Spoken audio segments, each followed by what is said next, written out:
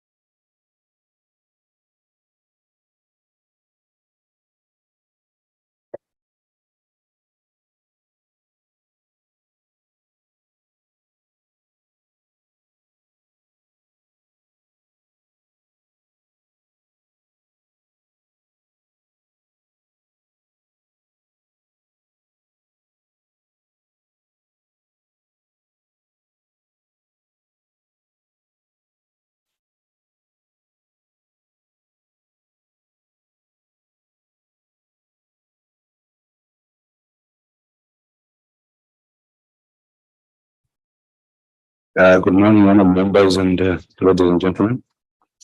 We're just waiting for one colleague, an honourable member from Tanzania. She arrived this morning at 4, but we have spoken to her. She says she's coming down. So immediately once she's in, we're going to start the meeting. Thank you, honourable members.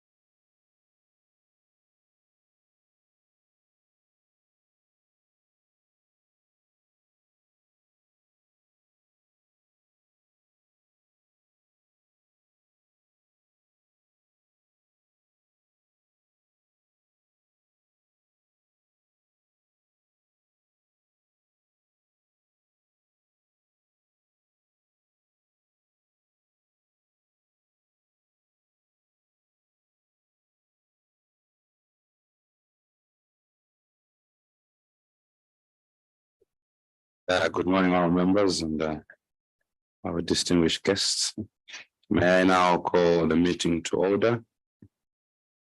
We're going to start with self-introductions so that we get to know each other that are within the room. I know the honorable members we know each other, but most of our presenters are new, so at least we just do self-introduction. So I'm going to start from my far left, our colleague from the Seychelles. Good morning, everybody.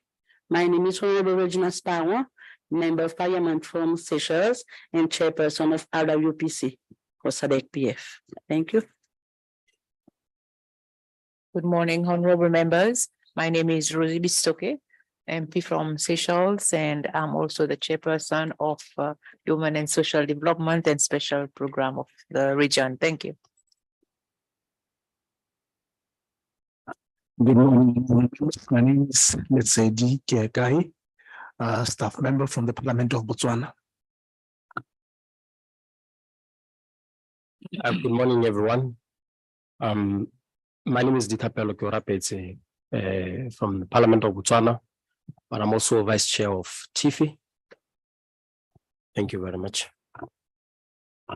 Good morning, honorable members. My name is Barbara Ditapo, Clerk of the National Assembly of Botswana.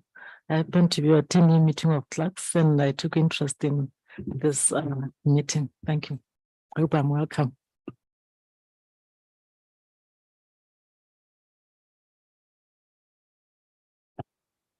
Good morning, honorable members. My name is Agnes Mudzuru. I'm from Zimbabwe. I'm a survivor of child marriage and currently working with Rosario Memorial Trust as the Research and Advocacy Associate. Thank you. Thank you, Honorable Ishmael Ndiala, for giving me the chance to introduce myself. Madam SG, thank you very much. My name is Shirley, and thank you, honorable members, my colleagues. My name is Shirley Raymond, Member of Parliament from Tanzania and Vice Chair of this committee.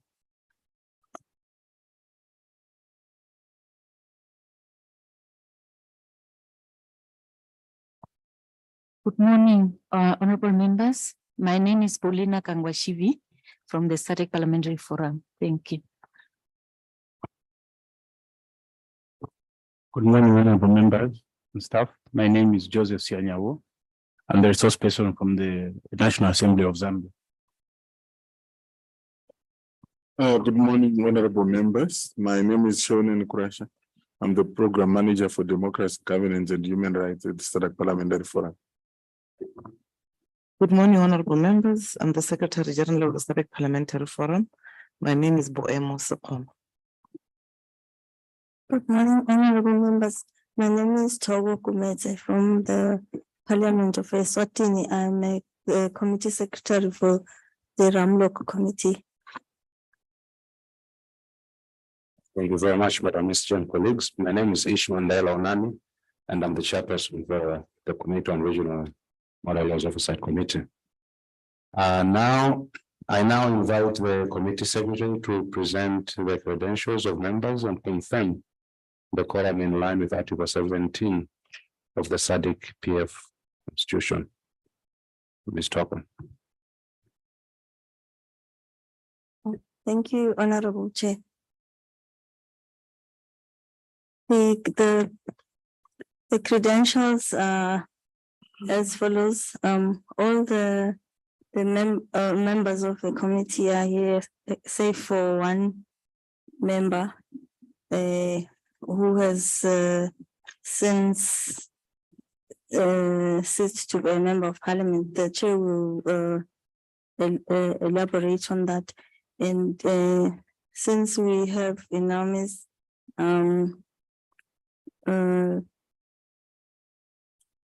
5 members, the meeting forms a quorum, so we'll proceed with the meeting. May I also proceed to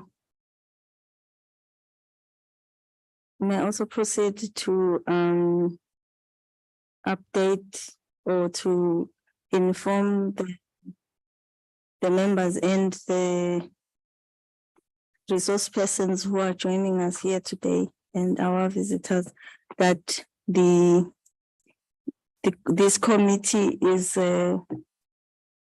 formed or is constituted in terms of the SADC Parliamentary Forum constitution, and it conducts its business in terms of the rules of procedure of the SADC Parliamentary Forum. The mandate of the committee can be found in Article 17(4) of the Constitution of the SADC Parliamentary Forum. Article 17(4) provides for the functions of the RMPLOC, as inter alia, monitoring and evaluation of progress made by SADC member states in domesticating SADC model laws and implementing related laws and policies, and facilitating awareness on specific issues in the model laws by engaging with appropriate authorities, grassroots and community-based organizations and the private sector, including the media, and encouraging national parliaments with appropriate authorities to establish desks or focal persons or subcommittees to coordinate actions on the various model laws. Further, according to Rule 20 of the SADC Parliamentary Forum Rules of Procedure, the committee reports directly to the plenary assembly. On that note, may I draw the attention of the members and our resource persons and or participants that are joining us for the first time that the terms of reference can be found in the articles that I've already mentioned, Article 17 of the Constitution of the SADC Parliamentary Forum, and also can I draw attention to Rule 20 of the SADC Parliamentary Forum rules on what the committee is expected in reporting to the plenary assembly. That is all on the terms of reference. Can I hand over now to the chairperson to proceed with the meeting?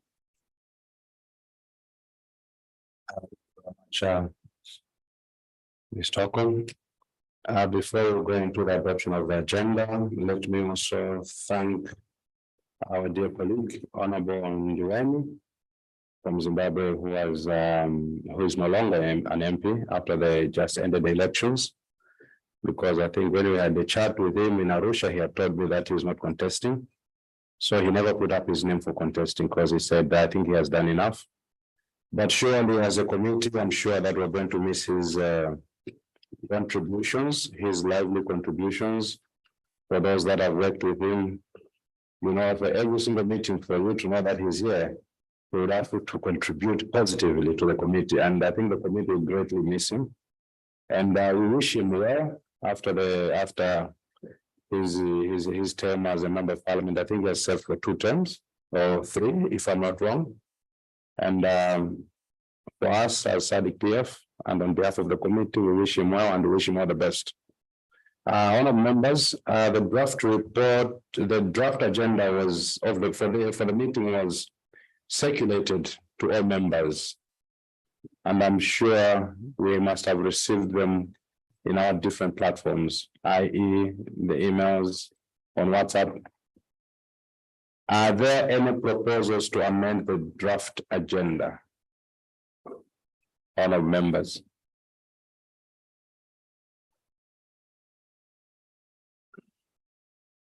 I see no hand. So we're going to proceed. Any members to propose the agenda? I see a hand from Seychelles. Thank you, Mr. Chair. I propose that we adopt the agenda for today. Thank you, and tomorrow. Thank you very much, Honorable. Any member to second? I see a hand from Botswana.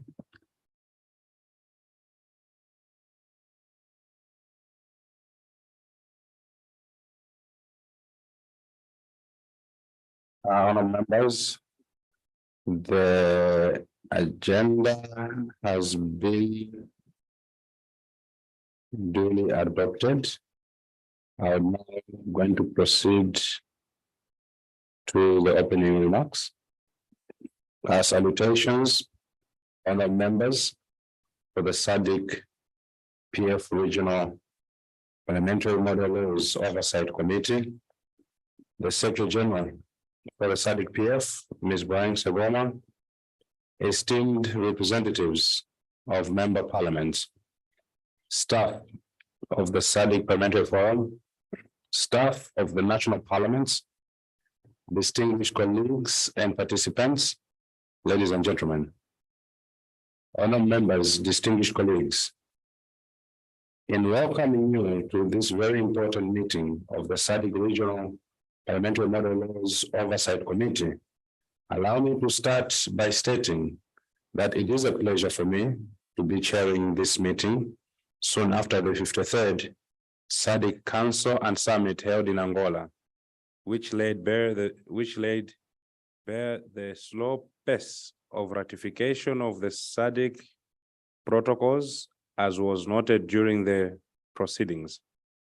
In this regard, we wish to commend the Secretary General for paying particular attention to this very important issue, which, if not attended to, would water down the efforts of this committee in implementing its core mandate, namely the monitoring of the domestication of SADC model laws and minimum standards, which are contained in international and regional instruments with similar norms, with a view of promoting regional integration and achieving harmonization of legal norms at national level.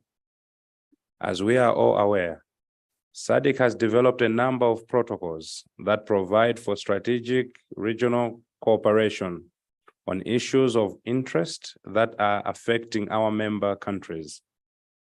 As SADC PF is a platform for parliamentary dialogue on issues of mutual interest, such as the issues provided for in the SADC protocols, it is apposite that this meeting will be considering the ratification of these protocols under the theme garnering insight into the pace of signature and ratification of SADC protocols. Honourable members, distinguished guests, we can attest to the fact that SADC PF has been constantly involved in familiarizing SADC member parliaments with SADC protocols, which are developed under the SADC Treaty in view of promoting regional integration by domestication and achieving a harmonization of legal norms at national level. Since 2007, more protocols have been approved by the Summit of Heads of States and Government, including the landmark revised SADC Protocol on Gender and Development of 2016, which heightens gender equality by focusing on gender mainstreaming and other measures. In this regard, we commend the Secretariat for its initiative, in collaboration with Safer Africa, in publishing a compendium of SADC protocols and other legal instruments, which included more than 20 SADC protocols, such as those on health, education, and trade, which have been duly approved by the SADC Council and Summit for application at national level. At this meeting, we will be doing a stock taking of status of ratification of SADC protocols and related instruments to date, a stock taking of challenges and bottlenecks in the ratification of SADC protocols at regional level, considering the challenges and bottlenecks in ratification and domestication at national level, and come up with recommendations to the plenary assembly of the forum, and making recommendations in the form of a resolution to the plenary assembly of the forum. Honourable members, ladies and gentlemen, it is our belief that consideration of issues relating to the ratification and domestication of SADC protocols will give the committee a complete picture of the domestication landscape within the context of the regional integration, and that ratification and eventually domestication of SADC protocols would help in accelerating the domestication of SADC model laws due to the existence of related themes. Further, it is hoped that the deliberation will not only point out the challenges and bottlenecks in the ratification and domestication processes at regional level and national level, but will pave a way for identifying and crafting domestication strategies to be adopted for implementation by member parliaments and the committee in its oversight mandate. Honorable members, distinguished guests, parliamentarians are critical actors in ensuring that our respective parliaments actively participate in ensuring ratification of the SADC protocols and domestication initiatives in our representative countries. At this point, may I take this opportunity to commend those member countries which have ratified the SADC protocols and have taken steps to ensuring the domestication of their provisions, and urge those that have signed but not yet ratified the protocols to ensure ratification and accelerate towards domestication of the agreed norms and standards that will bring about the full realization of regional integration in addressing issues of mutual interest in the SADC region. Honorable members, may I take this opportunity to state that it is essential for parliaments to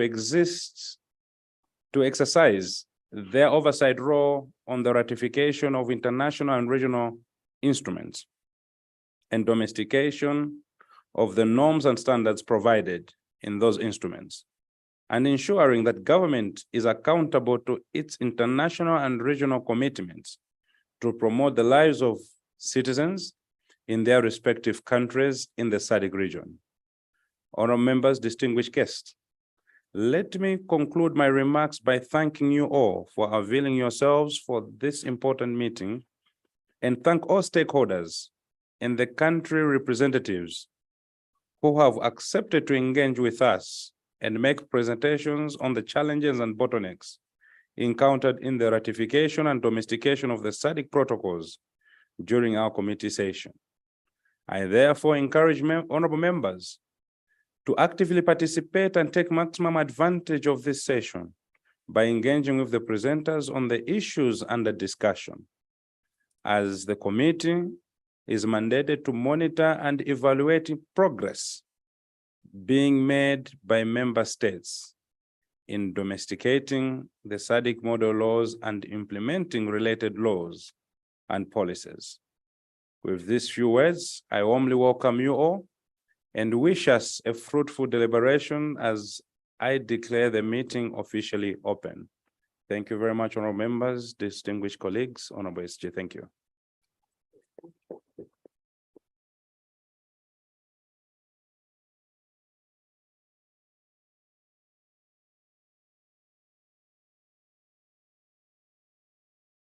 Our next item on the agenda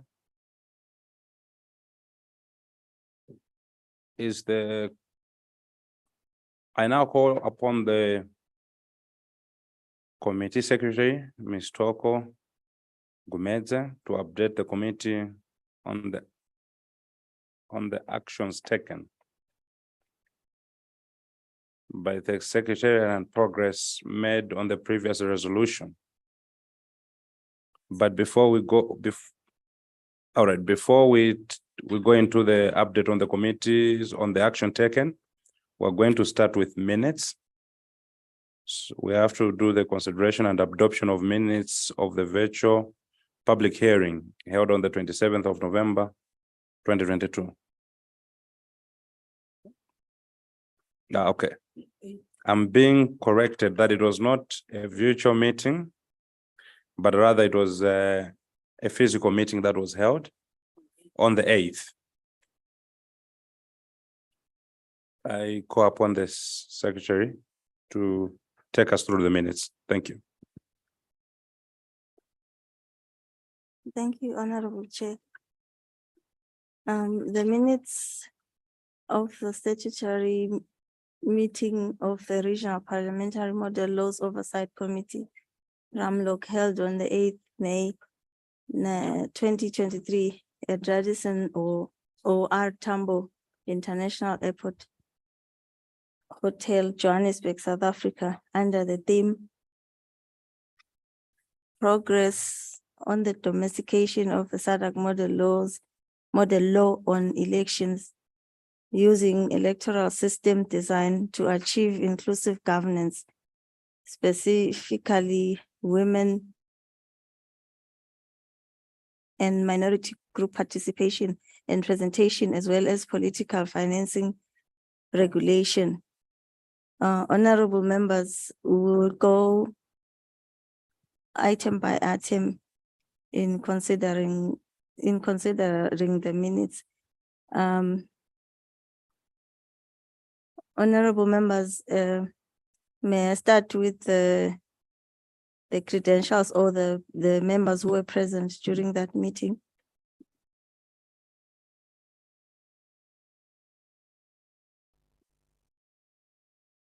You have the floor, Vice Chair. Yeah, thank you, Honorable Chair. Since we received these minutes earlier, as I was suggesting that we go page by page instead of item by item, so that if anyone have noted something, then just come up and mention. If I have gone a step further, then forgive me, but it was a suggestion.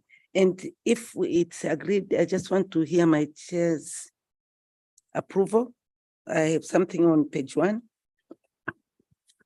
Go ahead, Vice Chair. I think looking at the honorable members here, they're agreeing to say we can go page by page, since we had time already to look at the minutes before this meeting. So you have the floor, Vice Chair. Thank you, Honorable Chair. Well, I see the list of those present, but then when it comes in absenteeism, I didn't see absent with apology. Well, are they the only people who are supposed to be there? The list carries 6, but I'm sure like today, she mentioned people who have given reasons for not attending. I think it's a courtesy when they are listed, but then written absent with apology. I don't know if it is a normal practice for all, or is it only from my area?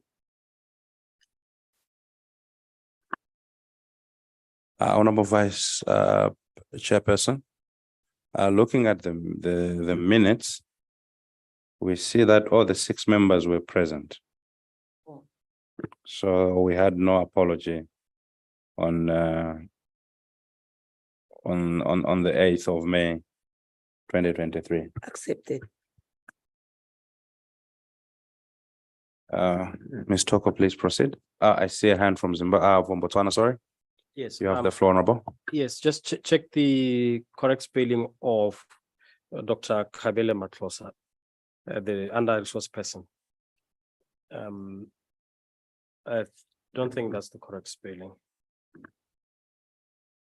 All right, honorable member, we have taken note of that.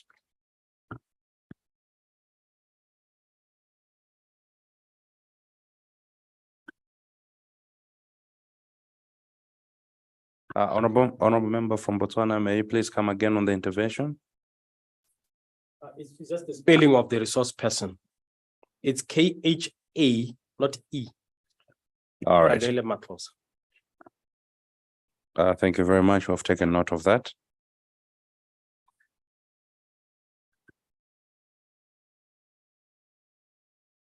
Honorable members, thank you for that intervention. Can we proceed to page 2 of the minutes?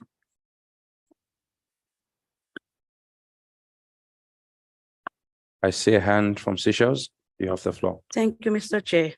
Mr. Chair, as we proceed, let us look at item 1.0, credential and delegates and apologies on page 2. It says as 7 members were present, the quorum for the meeting was duly constituted and meeting proceeded accordingly. But you just mentioned that we are only 6 members. Could I get an explanation or? Thank you. Thank you very much, Honorable Member. I think that's a syntax error and that has been noted. It will have to be rectified. Thank you. Right. Honorable Chair, Yes, what is the error now? That members, they are supposed to be 6, or members supposed to be 7 and 1 missing. Just to The error is come that, with what the Honorable from Seychelles. no, thank you My very much, chair. Vice Chair. The correct number is, well, we are 6 members and not 7. So I think the 7 was an error. It was supposed to read as 6 members. Thank you.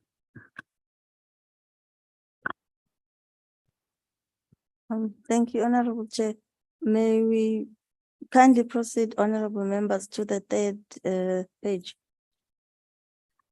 If there are any correction.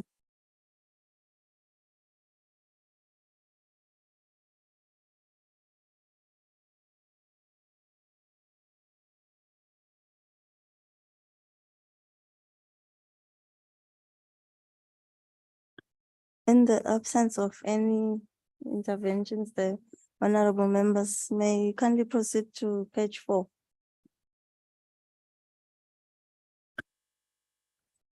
I see a hand from Tanzania, the Vice Chairperson. You have the floor. Thank you, Honorable Chair. English being a second language to most of us, I was at 5.0, matters arising. Then I see a matter arising from. Is that so?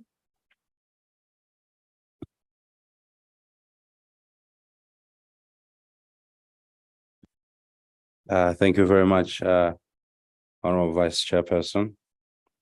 I think that also has been noted and it will be corrected. Oh, I'm being guided here that she says it is correct. Let me invite the secretary to come in. Thank you, Honorable Chair.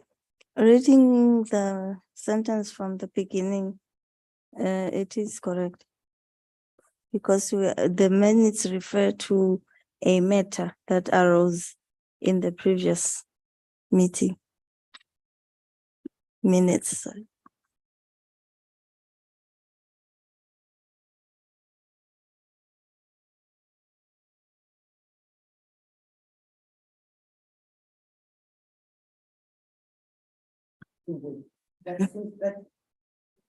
Thank you. I leave it as it is. If I may.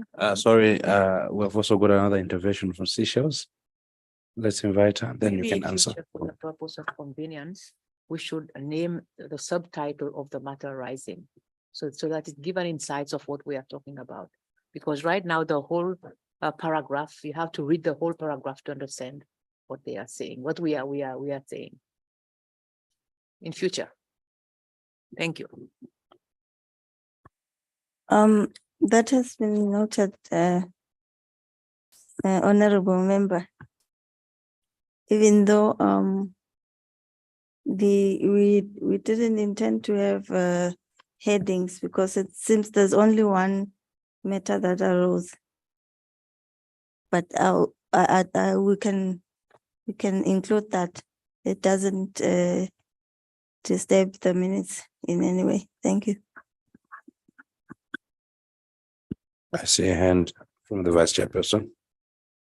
Honorable Chair, since these documents will be read even when we are out of this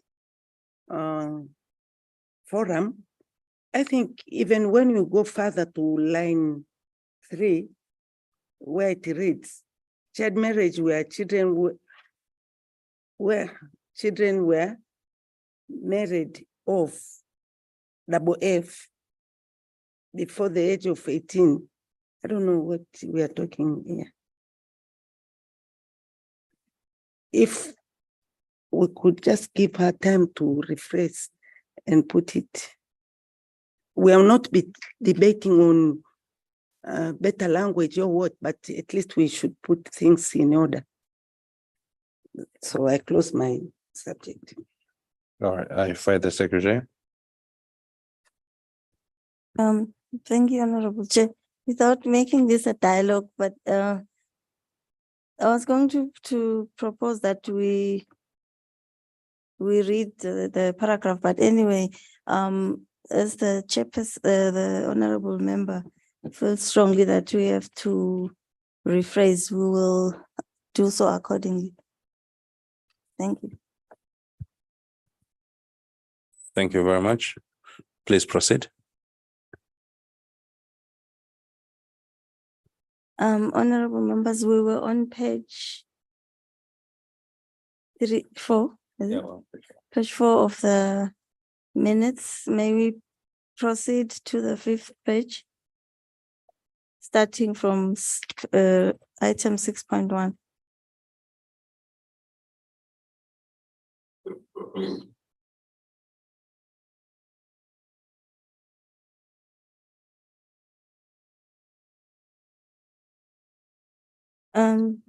Thank you, honorable members. May we proceed to page 6, which is a continuation of the presentation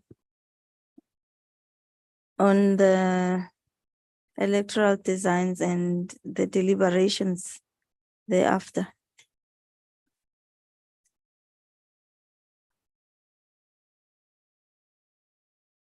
Honorable members, we proceed to page 7, which is still a continuation of the deliberations and goes further to recommendations.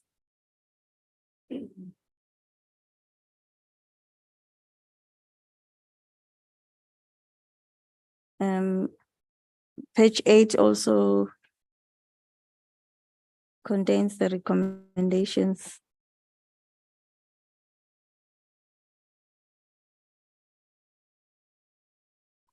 Honorable members, we proceed to page 9, which is the beginning of the second presentation of that meeting, which was on political financing.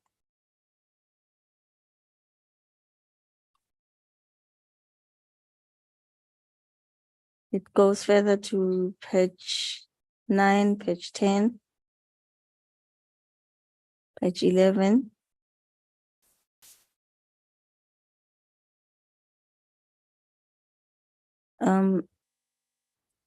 Page 11 also begins the vote of thanks, which go up to the last page, which is page 12, together with the closing remarks.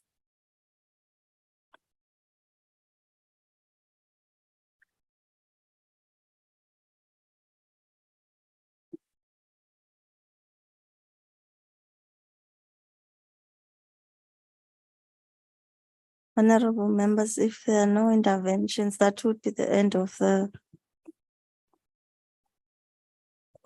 minutes. We are going to go back to matters arising.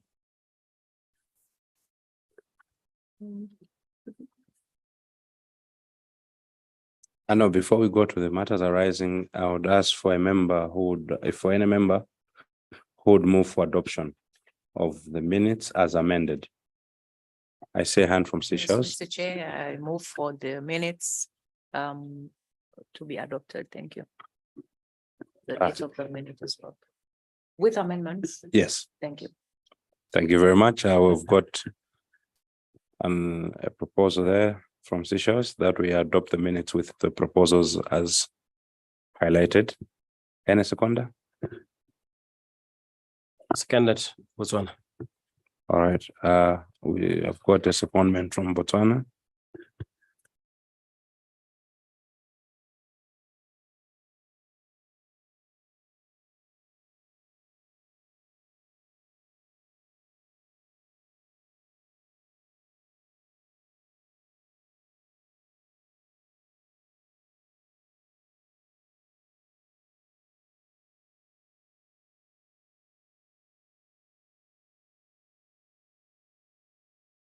Honorable members, now we are going to go to matters arising. Do we have any matters arising from the previous minutes?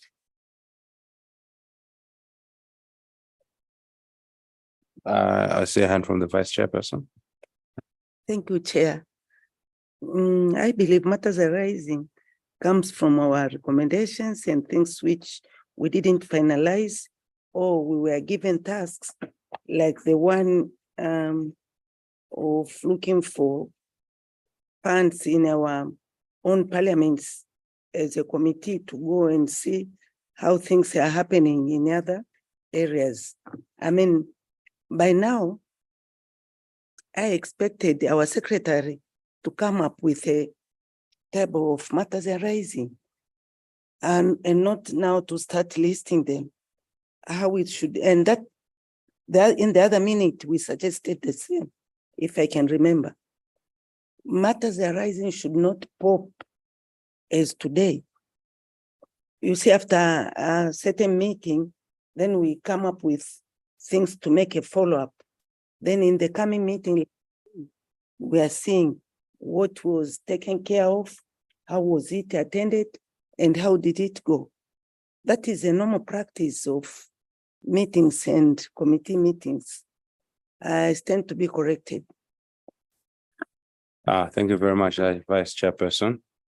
No, I think you are correct on your observation, but suffice to say that there's also a report that we're yet to receive, I think, after the matters arising, which pretty much stipulates the action taken. And I'm sure that is going to be able to tackle all the proposals that we had given in the last minute. So maybe I would now call upon the committee secretary to give us guidance on the report of the actions taken, so that if there's anything that is of not clear, then we can also take the floor. But before I do that, I see a hand from Seychelles. You have the floor, Honorable.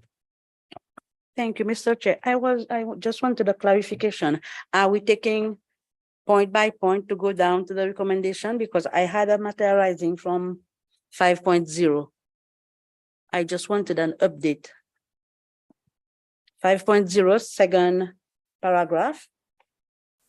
I just wanted an update from SG about the joint sitting of RWPC on scoping assessment of the SADC model law on child marriage. I think it was a commitment made at the last meeting that there would be the joint sitting of RWPC.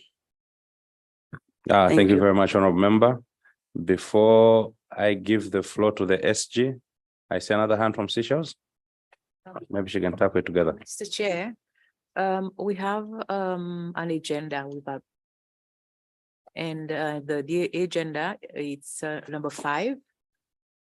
It's a consideration of matters arising. And 5.1, it says stock taking of status on ratification of SADC protocols and related instruments. So I believe this 5.1 will normally go back to the reports and the recommendations that were made, because I'm a bit confused. Where are we going now? Should we follow the agenda that we have? Or we just take any matters arising, except if there are anything else? So I don't know. Please clarify. No, thank you very much, Honorable. That's, I think, a true reflection. Let me invite the Secretary General to intervene. Honorable Secretary General. Thank you very much, Honorable Chair. Through you, good morning, honorable members, once again.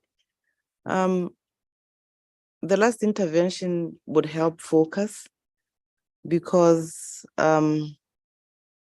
there's been a need for hiving out matters before matters are noted. But procedurally, we are supposed to go back again and say item 1, item 2, then we update you and reference the action taken report.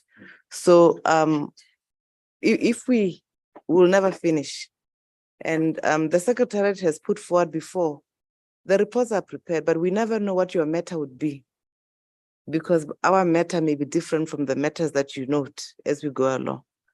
So Chair, if you allow, we may go procedurally and the members may bring out issues that are not there. And also maybe at this point, members could also open the action taken report, which is supposed to feed into the matters arising. We have preempted those and the actions that are going to go along with that. That way, Chair, I believe we can make progress. Thank you very much, Madam SG, for the guidance. And I think we're going to go by the guidance. So, all right, so I would like to now call upon the committee secretary to take us through the actions taken.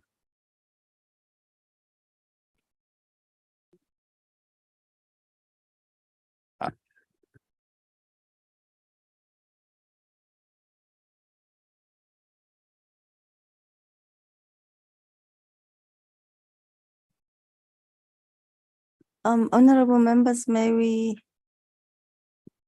revert to the minutes and go item by item to identify the matters arising.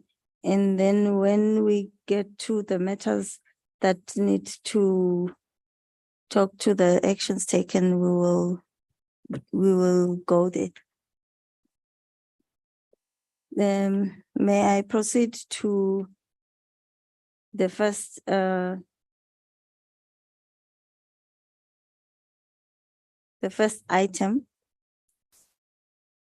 1.0. Start at the beginning. 1.0, 2.0. Oh, yes, we are on 2.0, honorable members. 3.0.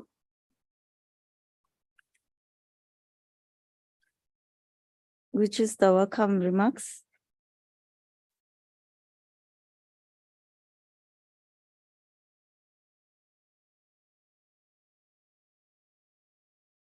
4.0, consideration of the previous minutes. That is where the honorable members are speaking.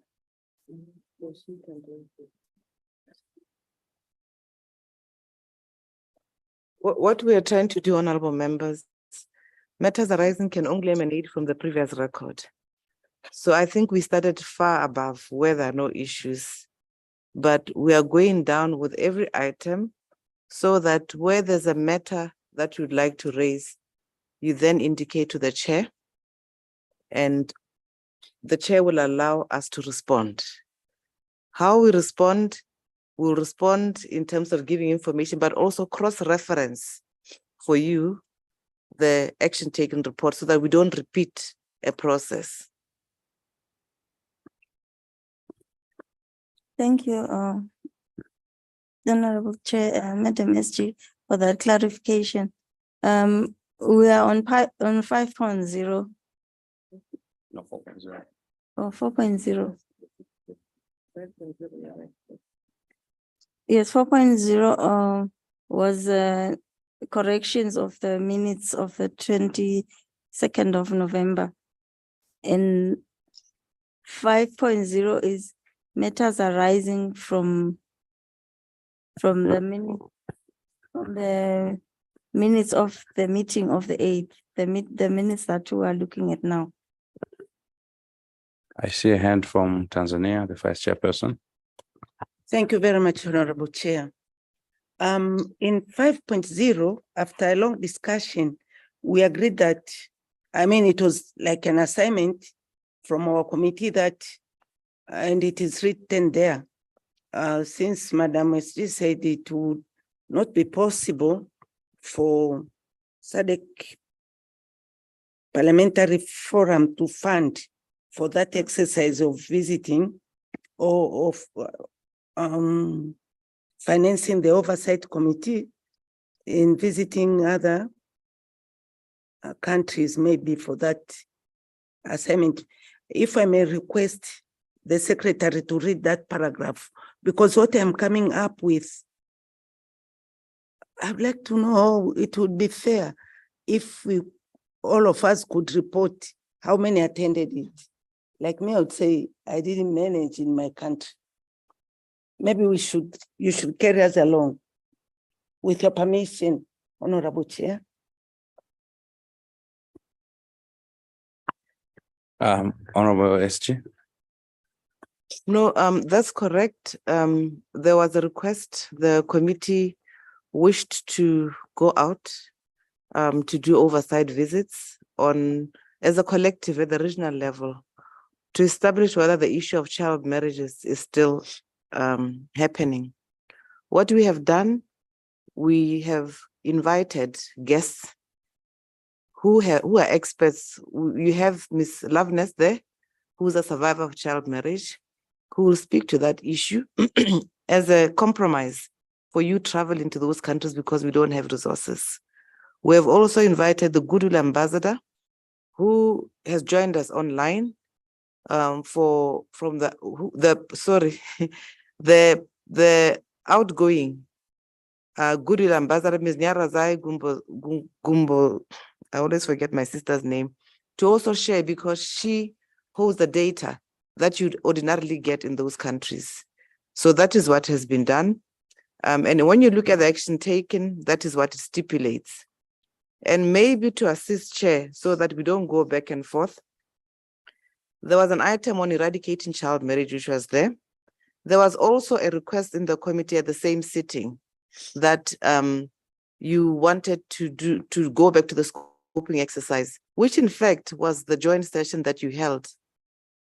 When the RMPLOC met, the next day you went for a joint sitting where UNFPA presented the scoping exercise, which scoping exercise documents were disseminated to all members, and that matter was dispensed with.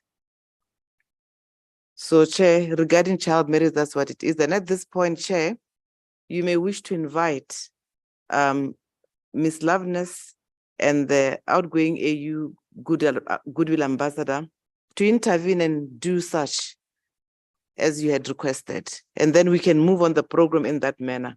Because for every intervention, we have prepared in order to address it for this committee. I don't know if that is the sequence that you'd like to follow. Otherwise, the program would then be distorted.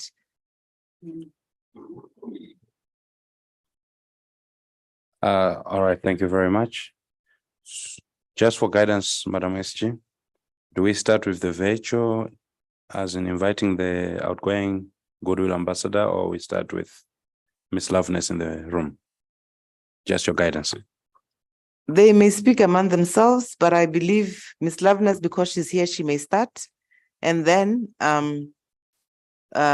Nyarazai will then come in the end, because I know she will summarize and give a clearer picture of what's happening globally at the continental level and also at the regional level. I have a suggestion, Honorable. Yes, please. You have the floor, Madam SG. Madam Vice Chairperson.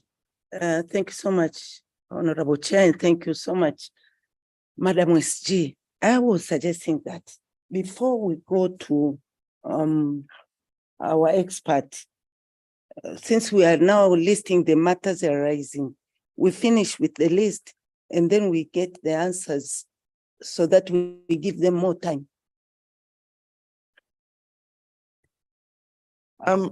It is still fine, Chair. However, you have many matters arising. So the Goodwill Ambassador may not have the time to be on the screen to assist us with that information. If you may, Chair, to allow for her so that she can do other things as well. All right, Madam Chair. So I'll give the floor to Ms. Loveness and then the Goodwill Ambassador. So Ms. Loveness, you have the floor. And once again, let me thank you for unveiling yourself and for being part of us today. It's more than a pleasure, and we look forward to hearing from you. Thank you. Thank you so much, and most appreciated to you, honorable members present today, for inviting me and giving me the opportunity to be here today, with great appreciation as well for just you being champions to end child marriage and responding to the issues that I myself and so many other young people in SADC and even in the region in Africa experiencing this torture, which I would like to comment today, that child marriage is probably should never be mentioned as child marriage, but something that is torture, something that is rape. Maybe we should mention it as the worst humankind trafficking or abuse that can ever happen to a girl child. So allow me to do my presentation, honorable members here present, by firstly sharing my name is Loveness Mudzuru. I am from Zimbabwe, born from Zimbabwe. I'm now 28 years of age. I'm a mother of two. And some of you may imagine how I'm a mother of two for two children who are 10 years and the other one is 11, turning 12 this year. I got pregnant when I was 15, married to a man who was 23 years old. And we have been living together for the past 11 years now. And I'm still married, I should mention that. When I got married, I was 15. I was supposed to be writing my O-level exams. I'm not sure if this is the same case scenario in most of the countries, but Form 4 is one of those first pillars of education for someone to be able to move further with A-level, then tertiary education, which we all have to have to be able to participate in the economic situations that we all have to do. So when I got pregnant, when I realized that I was pregnant, it took me I can't say it took me because I never really wanted to tell anyone that I was pregnant. I was staying with my mother. I was raised by a single parent. My mother passed now. She passed in 2011. When she realized that I was pregnant 6 months later, after staying with the pregnancy for 6 months without telling anyone but the responsible person for the pregnancy, my mother, who was never home, who was always at work, who never had the time to look at how we were faring, but would only just make sure that we have all that we need to survive. When she finally realized that I was pregnant, she didn't have a choice. I would like to mention that. I would really do not want to blame her for what she did. She had no option as a single parent and living in a neighborhood, in a society where she was condemned for just being a single parent herself. It was her responsibility to protect me. And marriage for our society in Africa is a way of protection for women. And it was a responsibility as well to just make sure that with a pregnancy, I'm supposed to get married. And I would like to mention this, that this is the situation that most of the young people, the girls in Africa are facing. Whenever we misconduct ourselves with our bodies, whenever we do not have the information, we are succumbed to marriage as an option, as something that I would like to mention as kind of protection that we think it is protection.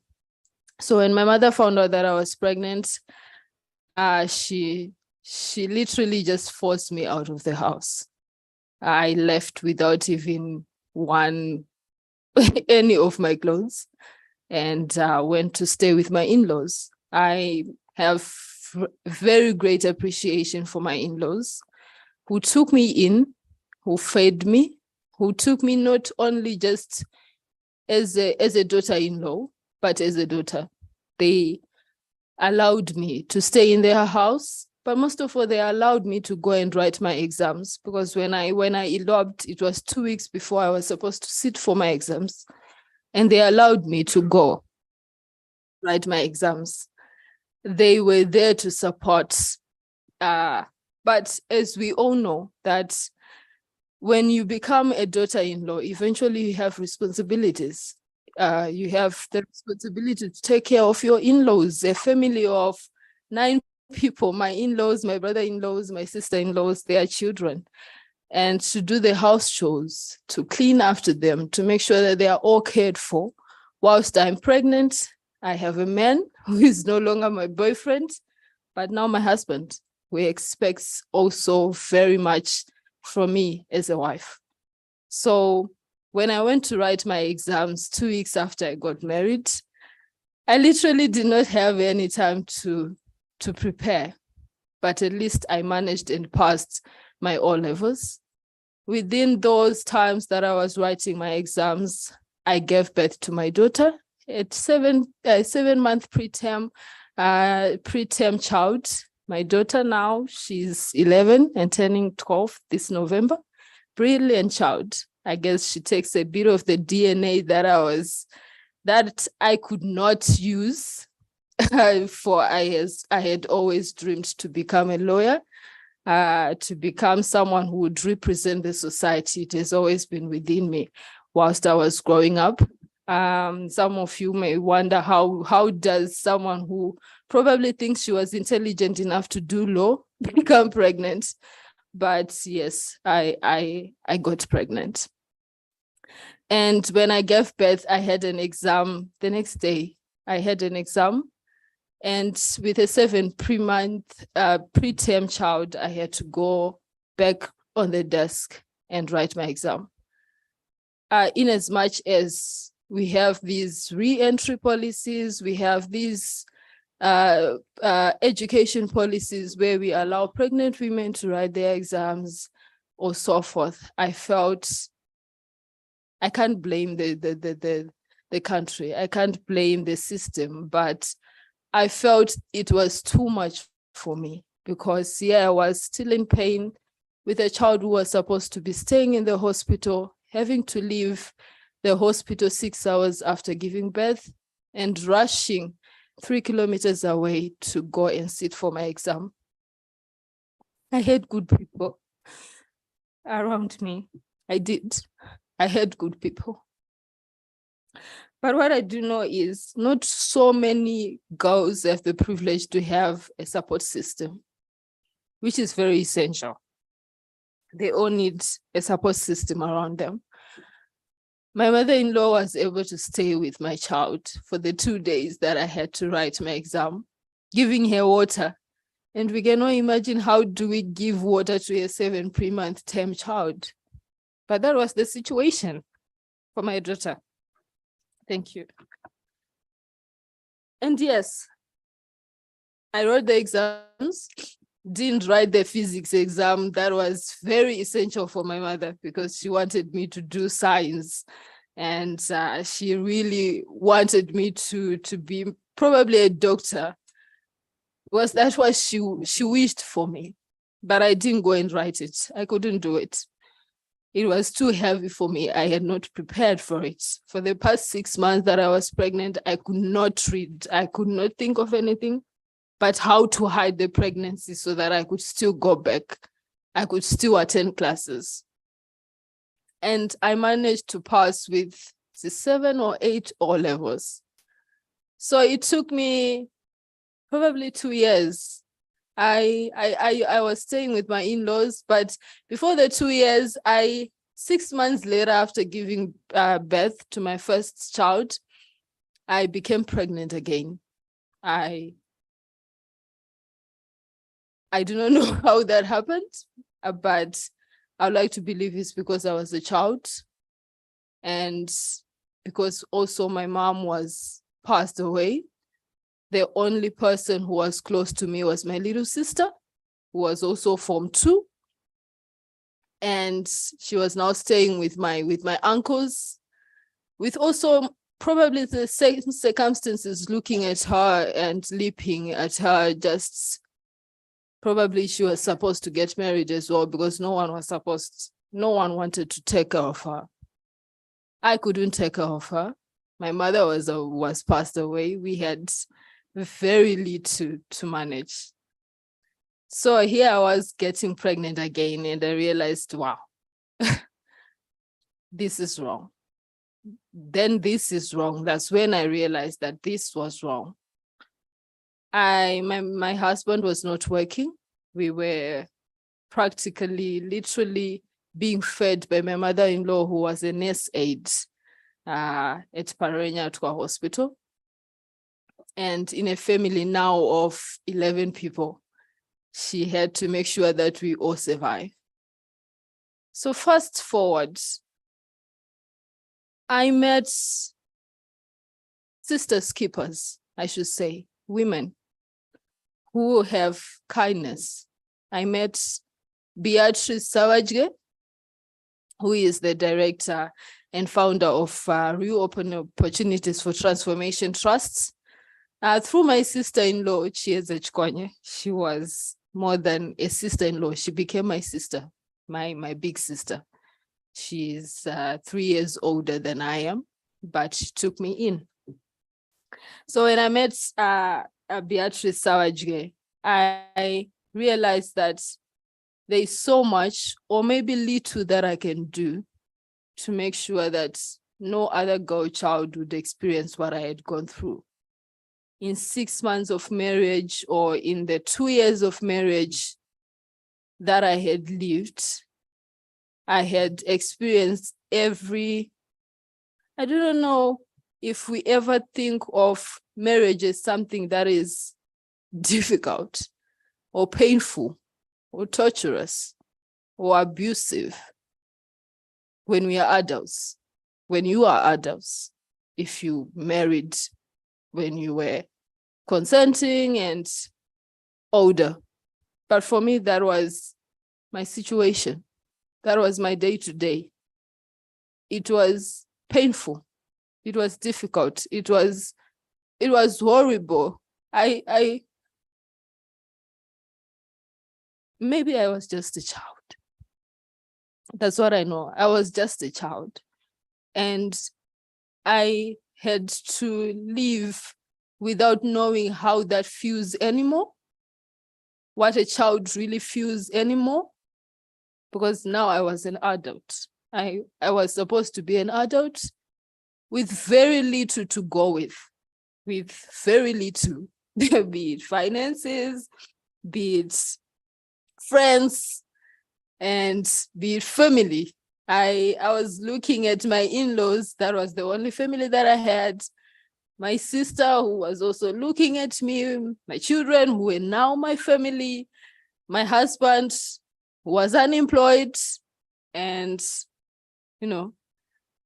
everything was just going not the same way that I would have wanted. I thought I would have been a lawyer by then. I would have not a lawyer by then. I would be doing my A-levels, looking forward to do law, exploring, and just being a child. So when I met Beatrice, we had good discussions.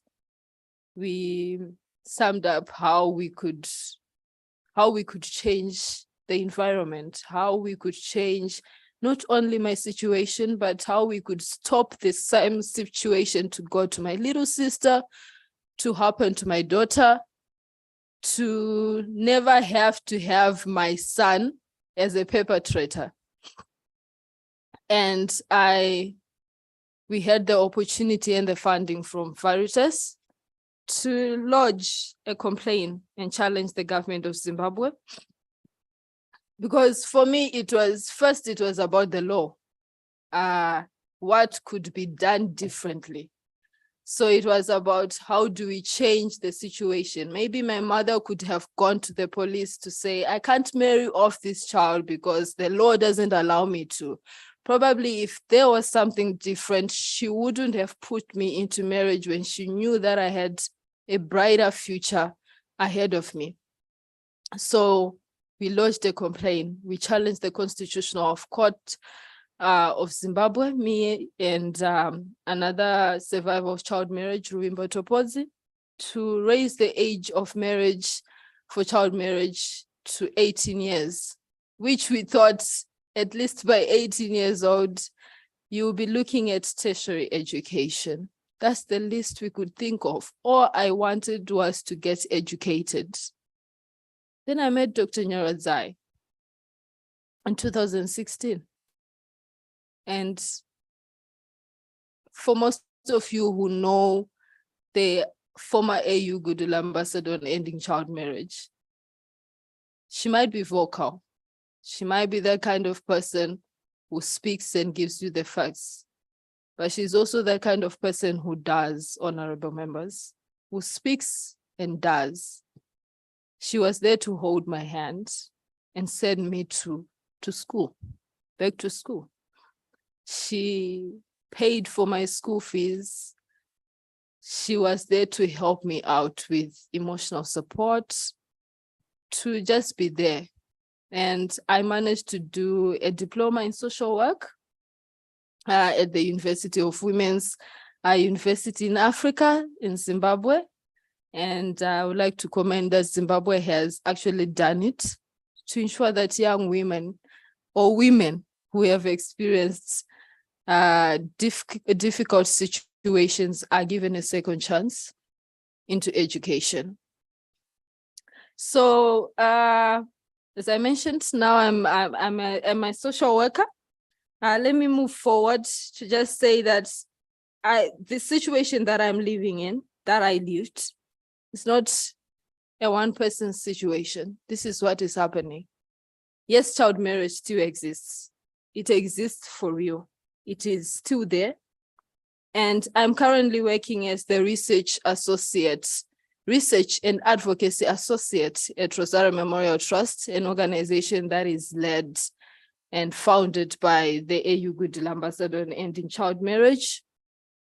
And as a research associate, I have been given the privilege to do research on child marriage, which is like a passion. It is something that I do not know how to stop to do, but now able to do it in a more comprehensive way. I have done research on child marriage in humanitarian settings and trying to integrate the response into child marriage with the interventions that have been brought out of the research. But we were mainly focusing on Eastern Africa, but also bringing back those interventions and ideas into Southern Africa, basically with bringing into what kind of initiatives do we use to end child marriage, to prevent it or to respond to it. And some of the ideas that came about into the response to child marriage was the multi-sectorial approach, the integration of survivors, and really looking into not just prevention, as there are so many of us, and so many of us who have not been given a second chance. We have not been given the privileges to go back to school, to be able to fend for their children, because I now have 2 brilliant children. They are now in primary school, grade 5 and grade 6. They are now looking into also going to secondary school.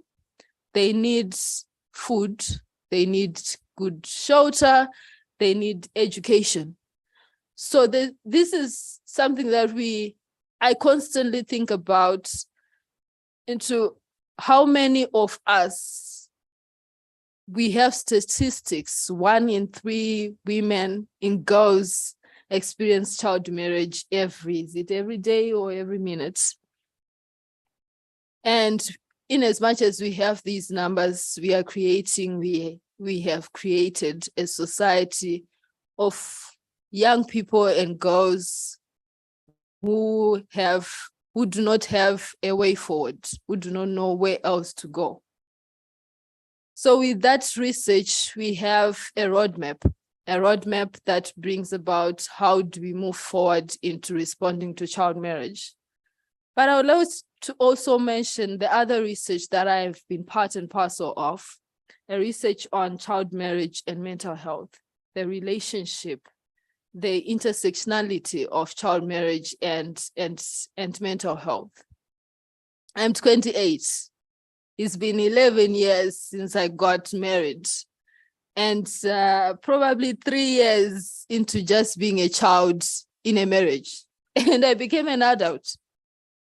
But whilst you see me, honorable members, today looking up and maybe holding up from my shoulders, trying to look nice and in as much as I'm empowered, have got a support system that has been with me, there is something that will never stop haunting me. There is something that will never stop mentally traumatizing me each and every day.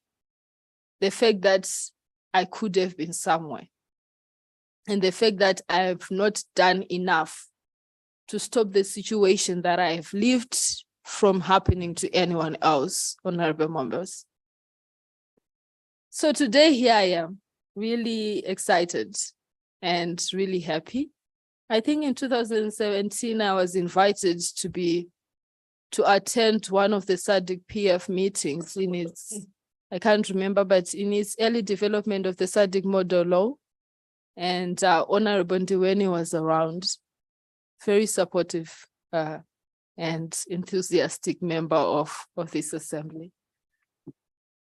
And if there is anything that I appreciate, is to see influential people just being there. And just being there to listen, not only listen, but to act, to protect us as children, as girls. Because for sure, something that I do know that haunts me so much is that now my daughter is 11. I appreciate Rosario Memorial Trust for giving me a job. But if anything ever happens that I do not have a job in the next day, what happens to my daughter? Will I be able to protect her further? Will I be able to stand against the society if she falls pregnant? Will I be able to convince everyone around me that my daughter is okay? Will I be able to send her to the good school that she's supposed to go? Which motivates her to keep on staying in school? Because it's not about just getting education, it's also about staying in school. But some of the people that get married today is because they can't handle education anymore, because they do not have all the necessary needs that they have to stay in school because of poverty. So they drop out. They prefer to take the other alternatives and options from what we now call perpetrators, which is somehow a wrong word somehow, because as African society, we have taken the responsibility of blaming culture and blaming men who are supposed to protect us, who are probably also protectors, but because we have named child marriage, we have named perpetrators, then we have people who sometimes just look aside because they never feel like they have been given the privilege to hold our hands. I have a father-in-law, one of the people that I adore so much. Today he was sending me a photo, not him, but my husband was sending a photo of him whilst he's sitting with his grandchildren. He's very supportive. When I went to university, he was always there to take care of my children. He is that kind of person who supports me, who understands where I'm going, who is not a perpetrator. So if we could allow the understanding that there are men who would want to protect children, who would want to protect girls, then it's something different. But the issue of mental health is something that affects women over years in their lifetime. In the research on child marriage and mental health, we saw that people can actually experience and would want to commit suicide even 50 years after experiencing child marriage. And we would see that some of the issues, the underlying issues from those suicidal attempts was because of child marriage. It is so real and is still happening.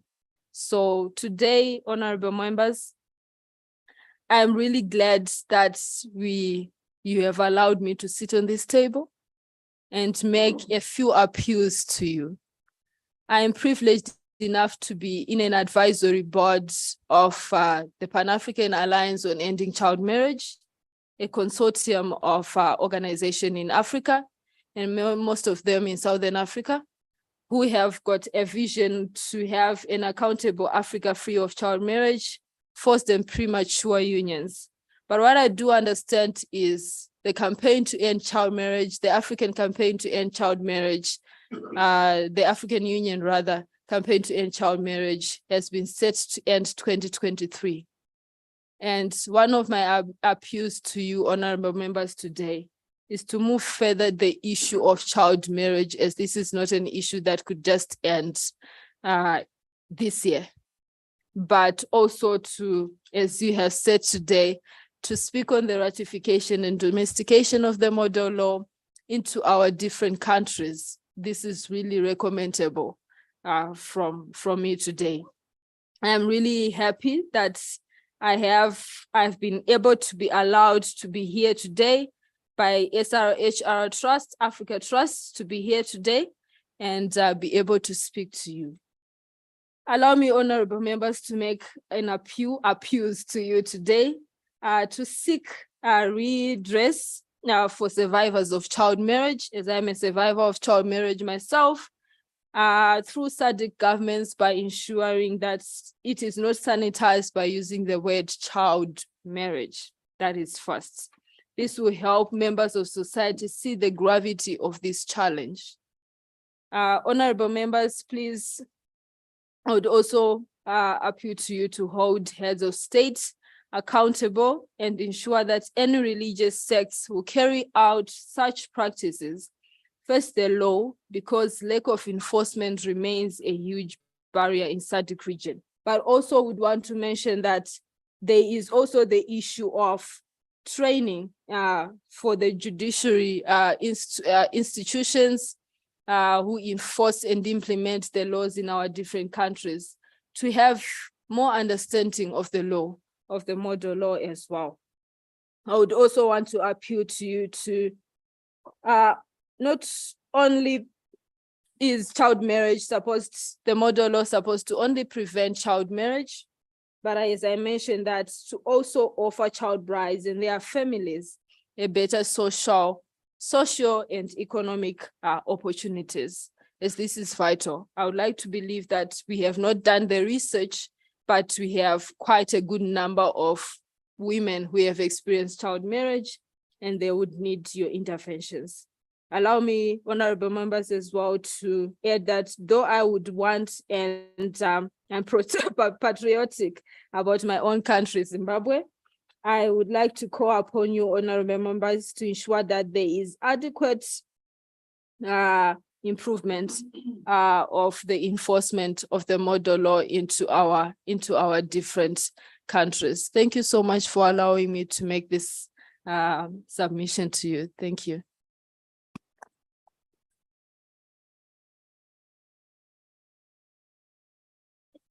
Wow. A very touching story by Miss Loveness Muzure, one of the survivors. I don't know, Madam Messi, should we go straight into plenary discussions? Maybe members can ask questions, or maybe we go to our ambassador before she leaves the line. Guidance. Okay, maybe she can also just have a cup of water. We have the Goodwill ambassador, the current Goodwill ambassador will think I'm not embracing her. We have Dr. Nyarazai. My apologies. And we take questions collectively, if that is acceptable. Thank you. No, thank you very much. Now we'll go into that. I would like now to invite the floor to the Goodwill ambassador, Dr. Nyarazai, who is going to join us online. And Doctor, you have the floor. Thank you. Thank you. Thank you. Thank you so much, Honorable Chair, honorable members present. It's always an honor and a pleasure for me to join you. Honorable and my sister, the Secretary General, I hope you can also hear me. Am I audible? Yes, we can see you and hear you. Thank you. Thank you. Thank you so much. Let me continue to congratulate the SADC Parliamentary Forum, my forum, our SADC Parliamentary Forum, for being a global and a continental trailblazer. I continue to state that over and over again, that there is no parliamentary institution which has adopted a guidance, a model law like you have done, and equally established the oversight committee, a monitoring mechanism of accountability to the model laws. So congratulations. And when I sat in that meeting, when you adopted the model law in Eswatini, I felt, how are you going to give life as the SADC PF into this model law? And today, listening to Loveness, whom I've known for many years, and last year, sitting there listening to your hearings with many girls, I am very proud of being part of SADC. You are doing things differently. You are listening to the rights holders, to the directly affected children and young people and people of our region. So congratulations and thank you. Thank you again for supporting me for the time that I served as the AU Goodwill Ambassador. And I have expressed my availability, and you have continued to reach out to me. I appreciate. As I just summarize my reflections, last year, I was so honored as the AU Goodwill Ambassador to visit with some of the SADC member states. I want to appreciate Mozambique, Zambia, Malawi, and Zimbabwe, where we had official AU joint missions on monitoring the AU commitments on ending child marriage, for which SADC as a REC is trailblazing. Following on Loveness' presentation, there are 5 key points that I just wanted to emphasize. There is progress, but the progress is slow. So we see some numbers going down, but the numbers are slow. The situations, the humanitarian situation, which we had either with Cyclone Idai, Cyclone Freddy, and at times the crisis with conflict, robs us of also the gains we would have made. So there is a stronger urgent need for us to look at the SADC model law and link it with the humanitarian response and the peace and security response, because a secure nation also reduces risks to child marriage. We also am very pleased to share with you that we have seen progress on formulation of laws on ending child marriage on the continent. Zambia has the Child Code, which was passed. Mozambique had the family law prohibiting premature unions. They don't even call it child marriage. We see the law in Malawi, and Zimbabwe has the child marriage law, which was also passed. So there's some progress which is tangible. But we also see that we need a strong effort by parliaments and governments to implement or discuss issues which would have come out of the judiciary. We have as an example, in Tanzania, there's a High Court decision on the child law. What is still outstanding is to have the parliament to pass the law of marriage in line with the High Court decision. In Zimbabwe, there was a recent decision which was harmonizing the age of sexual consent and the age of marriage, and that is still an outstanding area. So the aspect around how to quickly move and debate within parliament on also issues that would have come out of our justice system, our high courts or constitutional courts, is important, as you also heard from Lovene's presentation. The second big area that is important is the area of education. There is good progress, definitely around laws on re-entry. But as we see on the statistics, the re-entry laws are so critical. But when we have the law that allows girls to go back to school, the support mechanism has to also be around, whether that is for school fees, or I heard Loveness talk about his father-in-law having to stay with the little babies and the mother-in-law. So there's the whole area around childcare, child support, an area mentioned in the SADC model law, but we still need further work. Children born of children, because these child brides are young and are giving birth to children, and what is the support and care that is needed. The third critical area is around the area of health, access to sexual and reproductive health, information and services, and the whole area around comprehensive and age-appropriate sexuality education. As Loveness was presenting about her getting pregnant with the second pregnancy, and she said she didn't know how it happened. She had sex, which was unprotected, and maybe she didn't get the services, maybe she didn't get the advice. So how do we address this issue in a way that is age appropriate, that is culturally sensitive, but that also recognizes that we have this group of young people who are sexually active, who need to be protected, who need information, who need services. And I know this is a very complex area and sensitive area within the region, but we cannot bury our heads in the sand. What I find very almost a contradiction is that we say African culture does not talk about sex. But I know that when we are doing our cultural practices, we actually do talk about sex and sexuality and comprehensive sexuality education in some way, whether this is in our Nanga, people doing their chinamalis, in the egumenis, the binti spaces. The question is, how can we take the positive aspects of our culture in order to provide age-appropriate scientific information without throwing away our culture and traditions? And I think that is the most critical point for discussion at this stage. The last quick points, I think the issue of access to justice has been raised. The issues of household poverty. My heart bleeds when we talk about household poverty, and poverty is a reason why in the SADC region, our children are getting married. We are not poor. We are not a poor region.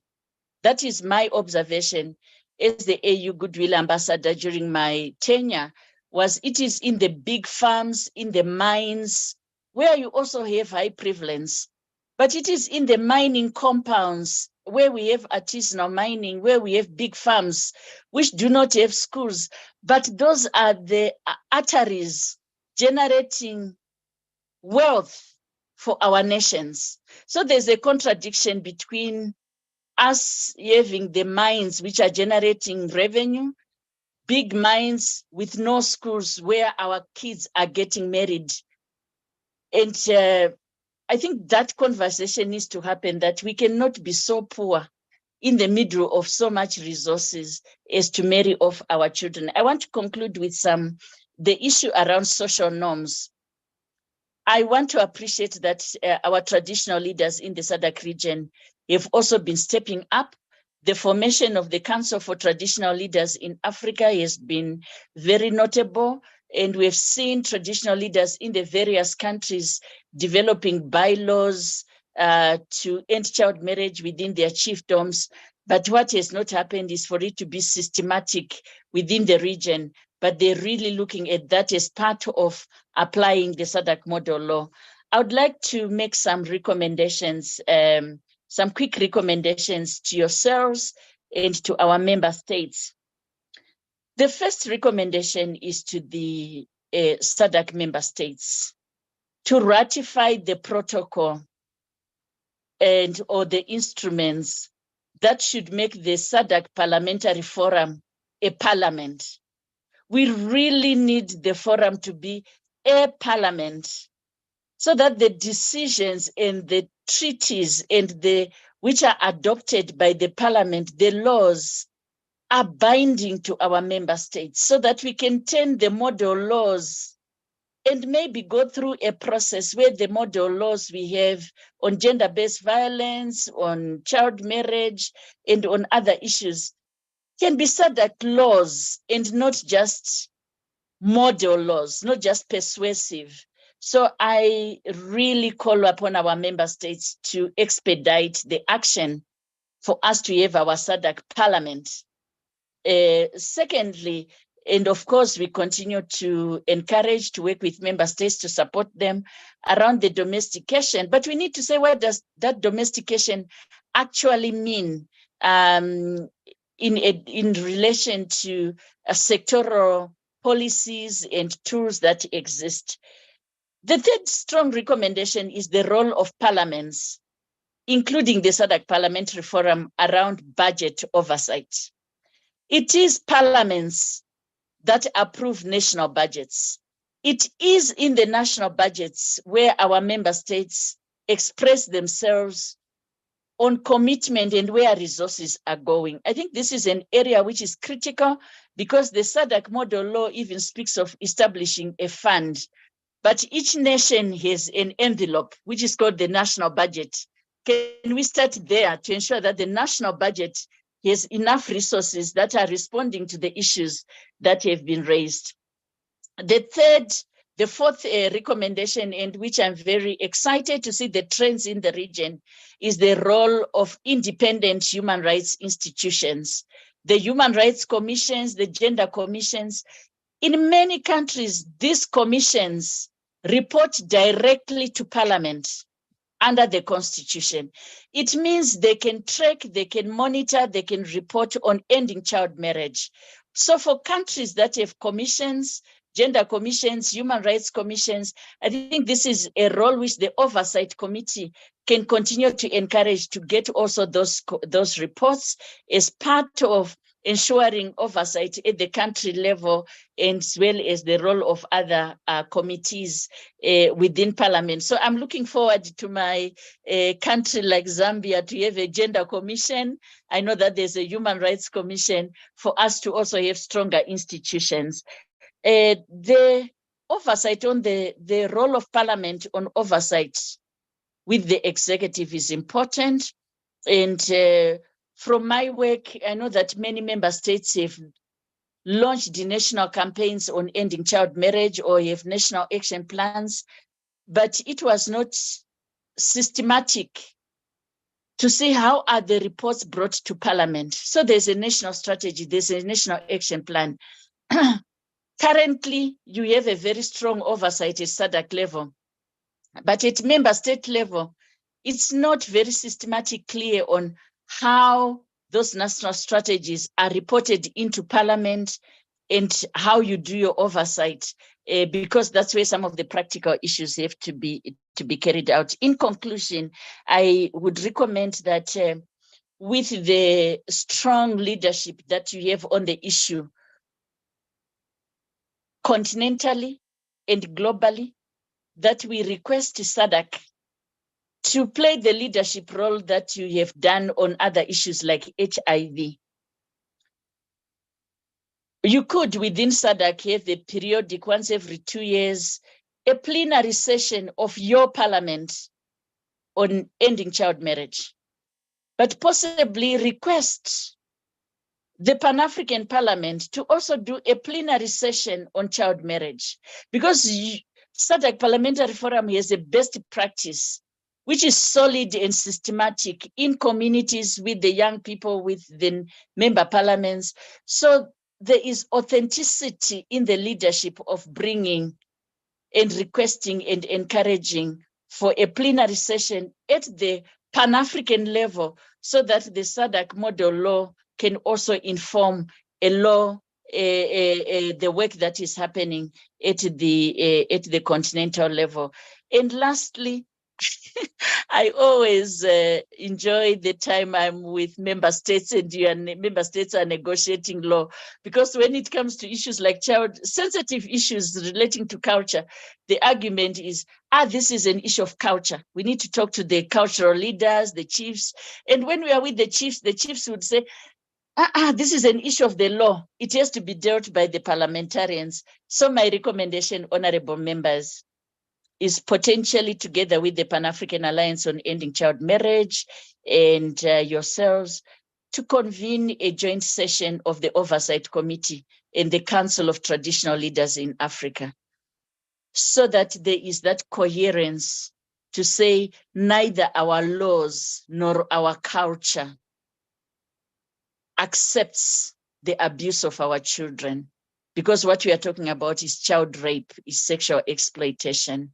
It cannot be justified by any loophole in the law, neither should it be justified by any interpretation using culture or religion to justify perpetual rape of our children. My mother did not choose my father. She didn't. It was only when she was 70 or 80 years old when she started to talk about how her first 30 years of marriage were difficult. Because every night she had to remember to be strong in her heart. So child marriage is, when we say it's rape, we're also talking about at times rape in perpetuity. If somebody, especially if it was forced marriage, because one is staying with somebody they never decided to stay with, especially if it's forced marriage, for the rest of their lives. So it's not a single act of rape and abuse. So at times I ask myself, am I just a product of biology? I really would like to believe that, like every other child, a child should be a product of love and not just a product who is a circumstance of an unplanned, coerced sexual encounter. I am a married woman. I have family. I love my family, my relationship. The joy of staying with somebody whom you have chosen is the joy and the gift we should give to our children. The essence of who we are is the everyday life of forming a family in the fullness of who you are. And I want to really thank the SADC Parliamentary Forum for touching issues of the heart for ourselves and our families. And Secretary General Boyemo, thank you so much for standing out there and speaking out there and daring out there. And the Oversight Committee is a profound, I have worked with you since your formation. Congratulations. We need your continued courage and consistency of work. May your work continue to be resourced, to be funded, and to be enabled. I thank you very much. Thank you for having me, and thank you for having Loveness with you in your midst. I appreciate.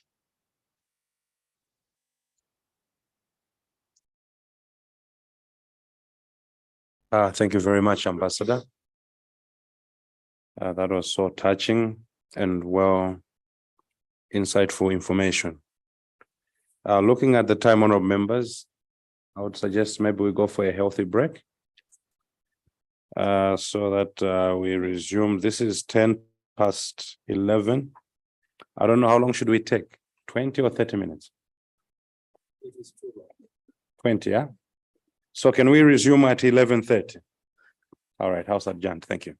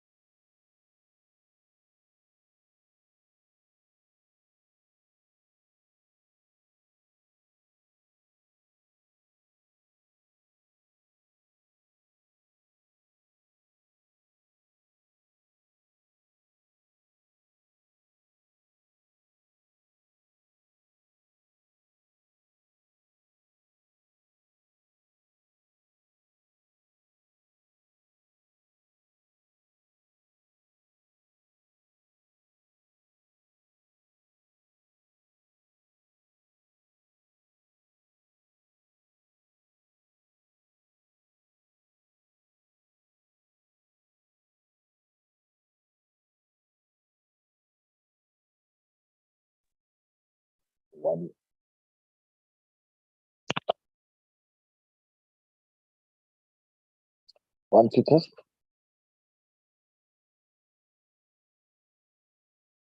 One, two, test.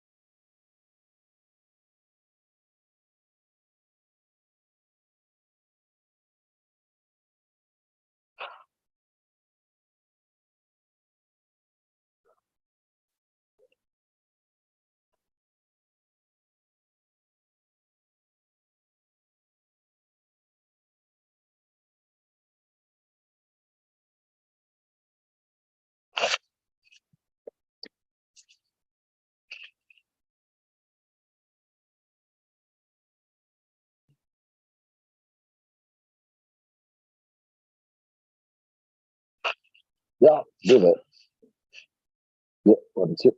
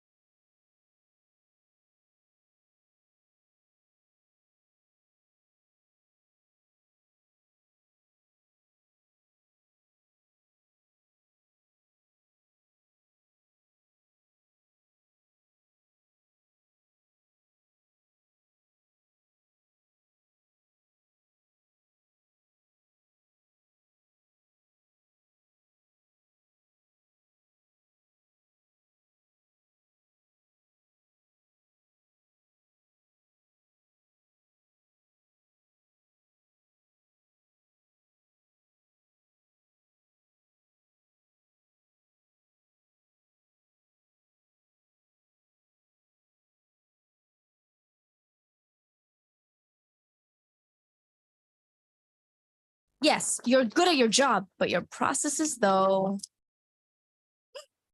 With money.com, things can be different. And here's how. First, you can easily create a workflow for your team to stay aligned and work together smoothly.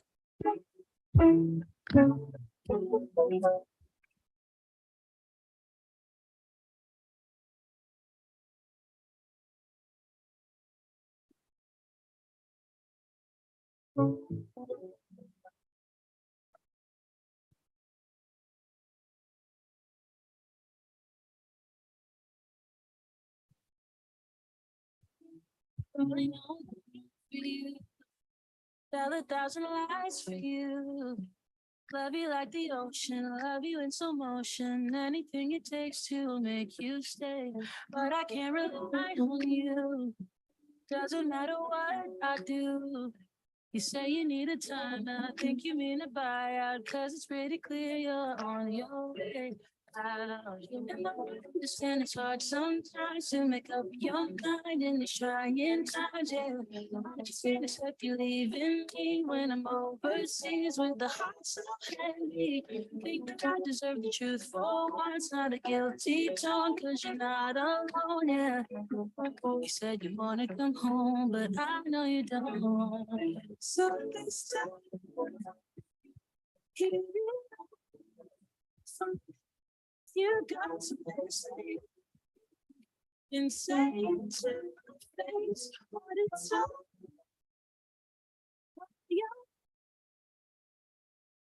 You only in a fight. Just say it to my face, you're so.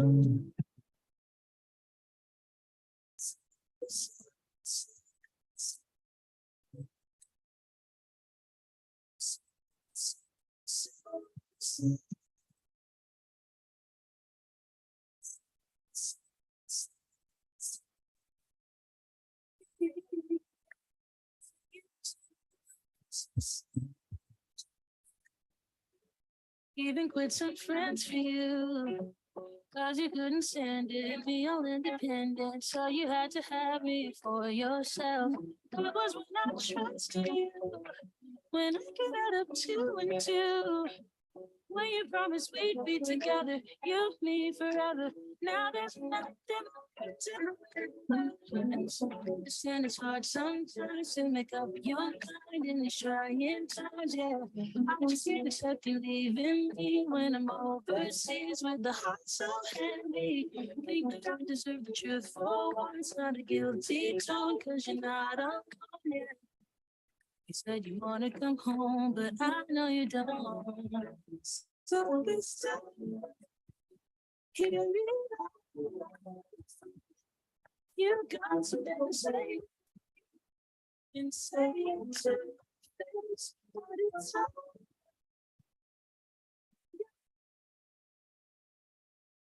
You only fight. Just say it to face your super.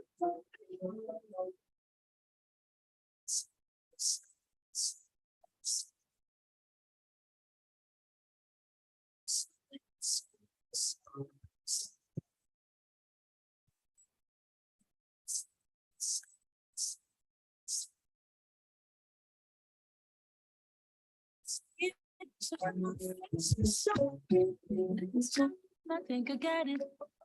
This love was overrated. Infatuated, and I blame it on you. Blame it on you. Yeah. This song, I hope you get it. Yeah, love you shouldn't make it. No, enough to take it. So just say it to me. Say it to me. So this time.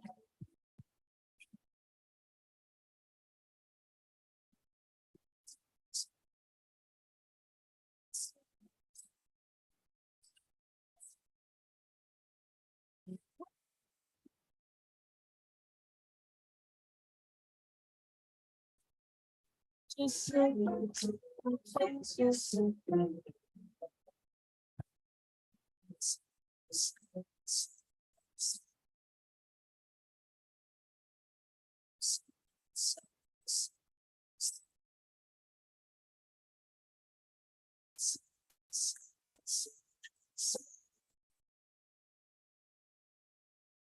it to fix yourself.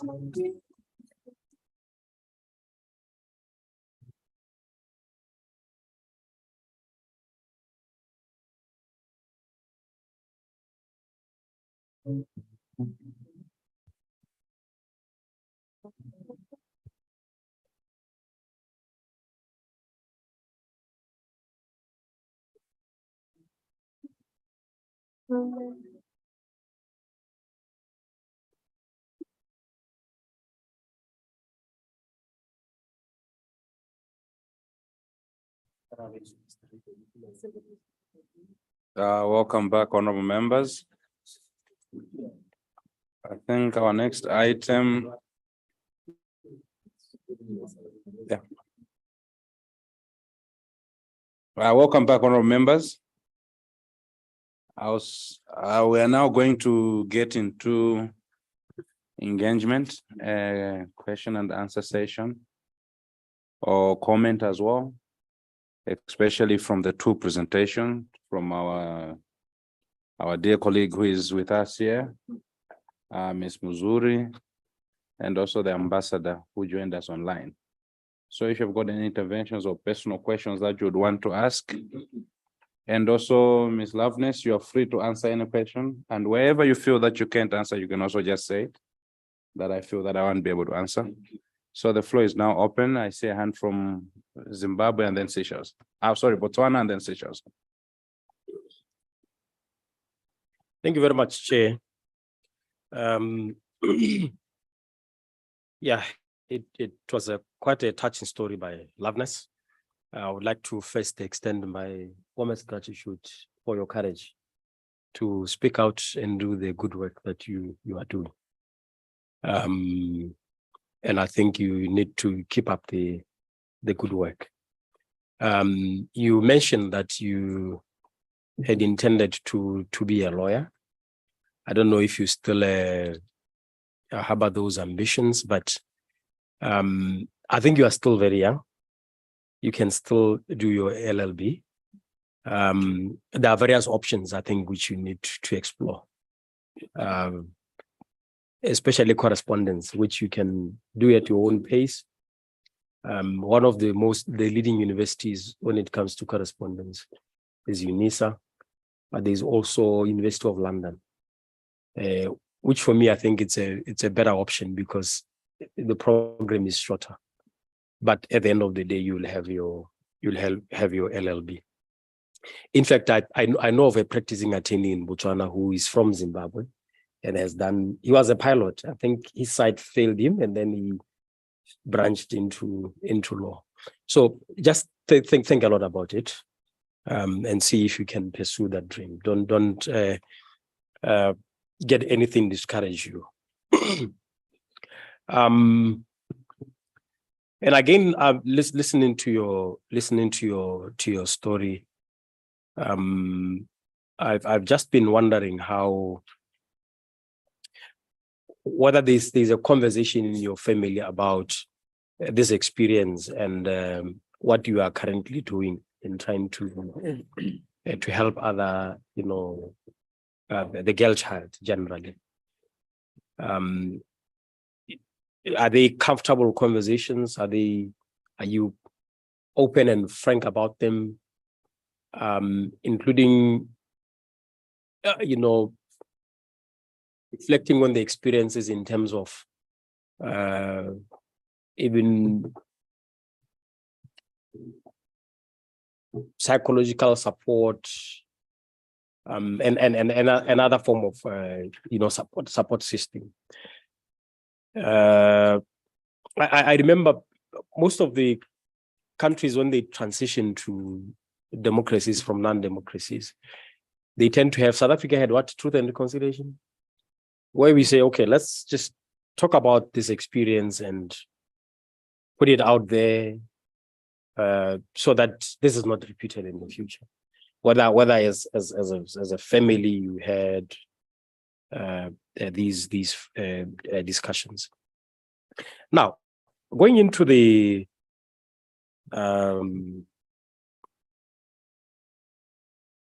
issue of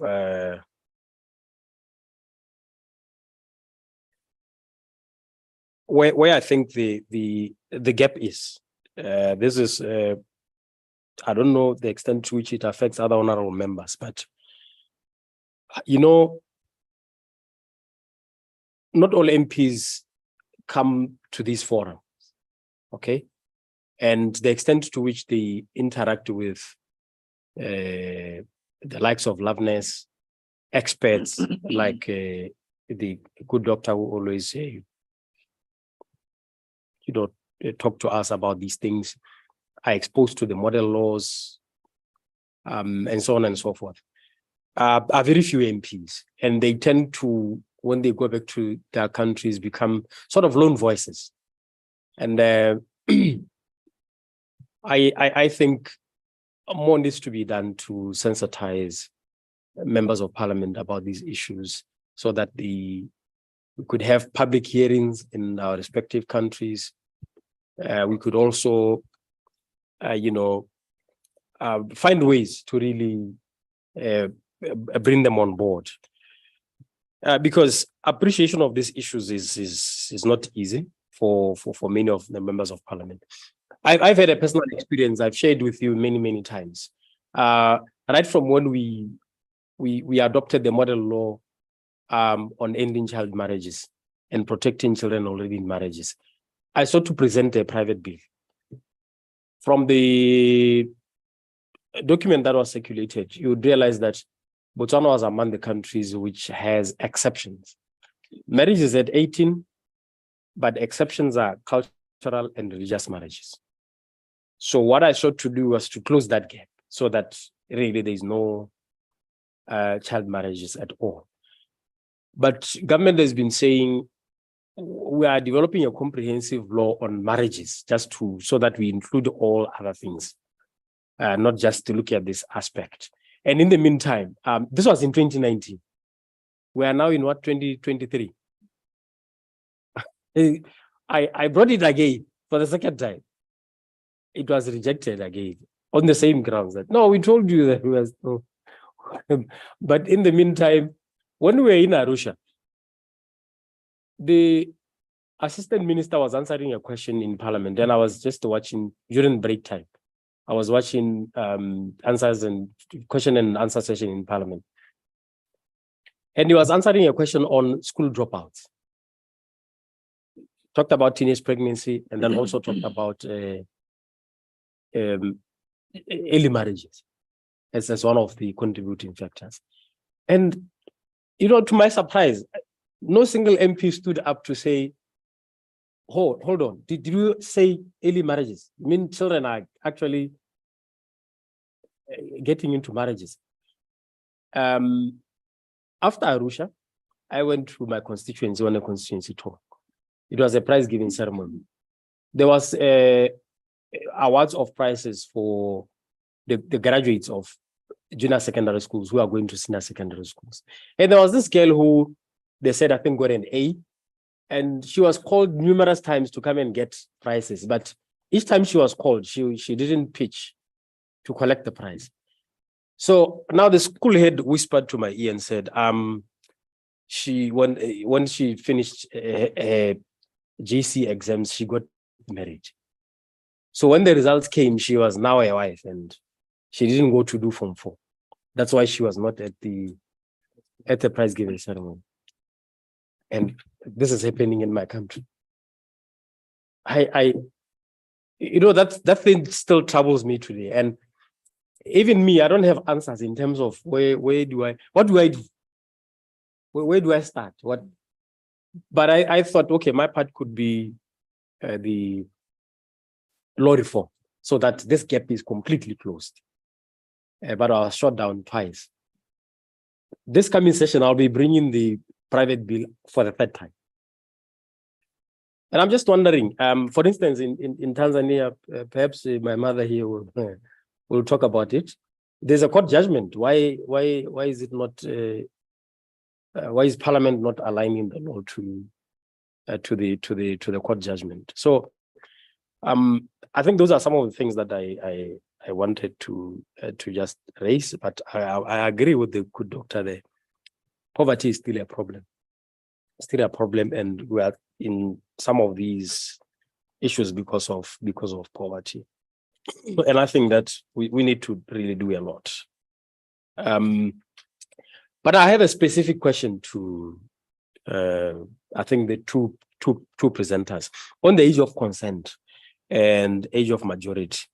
When we were, remember during the 11th Parliament, when we raised the age of consent from 16 to 18, some NGOs were actually tried to lobby Parliament to leave things as they are, because they were saying already at 16, we're encountering big problems in terms of enforcing the law.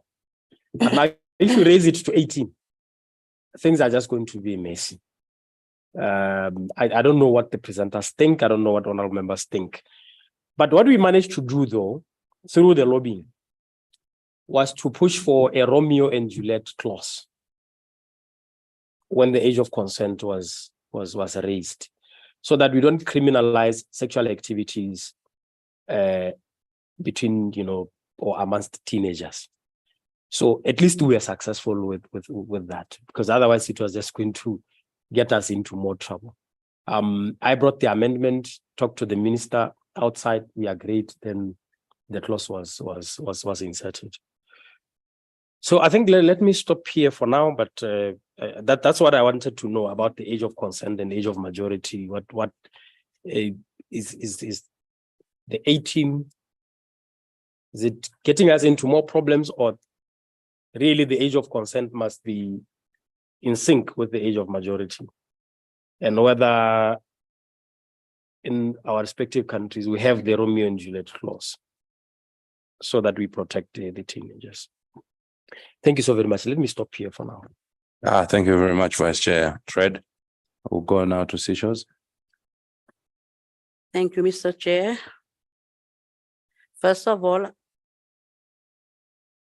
I would like to, I admire your courage to be able to share your testimony with us, which I think is very painful on your part.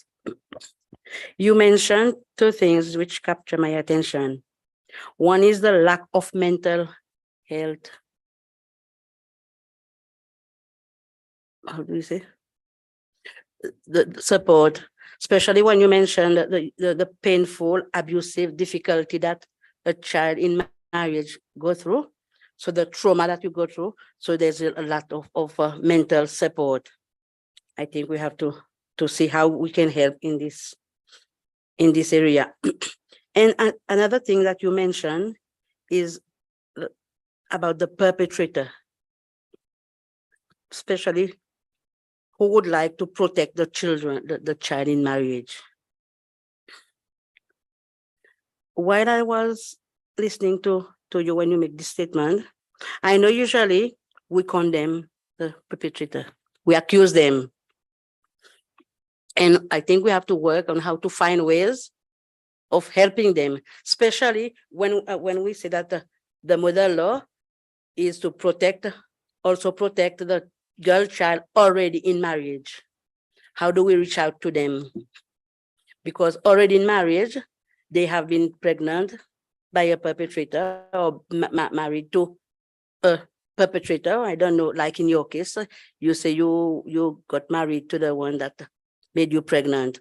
Okay, in terms, we would call this the perpetrator, but now you are happy with two children now. Okay, so how do we go about to reach out to the perpetrator? But I also think that each country should have its own policy, social policy, how to protect the girl child already in marriage. This is something that we have to work on. In Seychelles context, maybe what we need to do, we have to align the Civil Status Act, because today we have amended the civil code and do away with child marriage, where before we had to give consent, the parent had to give consent for the girl child to get married. We did away with this, but still we have the issue that the civil code itself is not aligned to what the Civil Status Act has written in. So we have to go back and align the Civil Status Act with the Civil Code, which has been amended. Okay, thank you. Thank you very much, Honorable Member. Do we have any other intervention?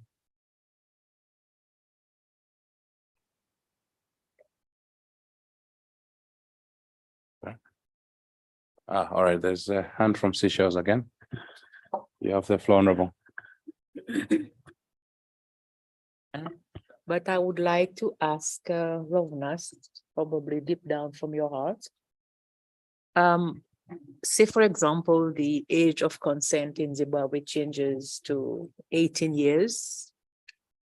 What you would have loved to change other than the age of consent for the young people to ensure that they grow up in a society the way they have equal rights to everybody.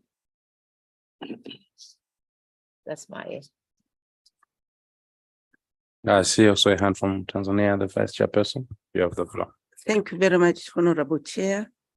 And may I say, I appreciate for the, what do I call, testimony you have given. And I'm also very sorry for what passed through, but these things have been happening and they're still happening. There's one thing you said, and you, well, you went to tears, is the trauma, which is still with you. I'm requesting you to let it go. You are not the only. I know you will say, Mama, it's easier said than done. But I can't just tell you to hold it yourself, because you will end up with other bigger diseases. It will give you ulcers. It may even give you cancer. You are not the only. Now that it had happened and you are strong enough to face it, bring up these two beautiful children of yours, whom, well, while I was schooling, when it used to happen very rarely, and then we used to tell those with them, those are your love baby. I mean, that is your love baby. That was what we would tease her, but then a lot is being said.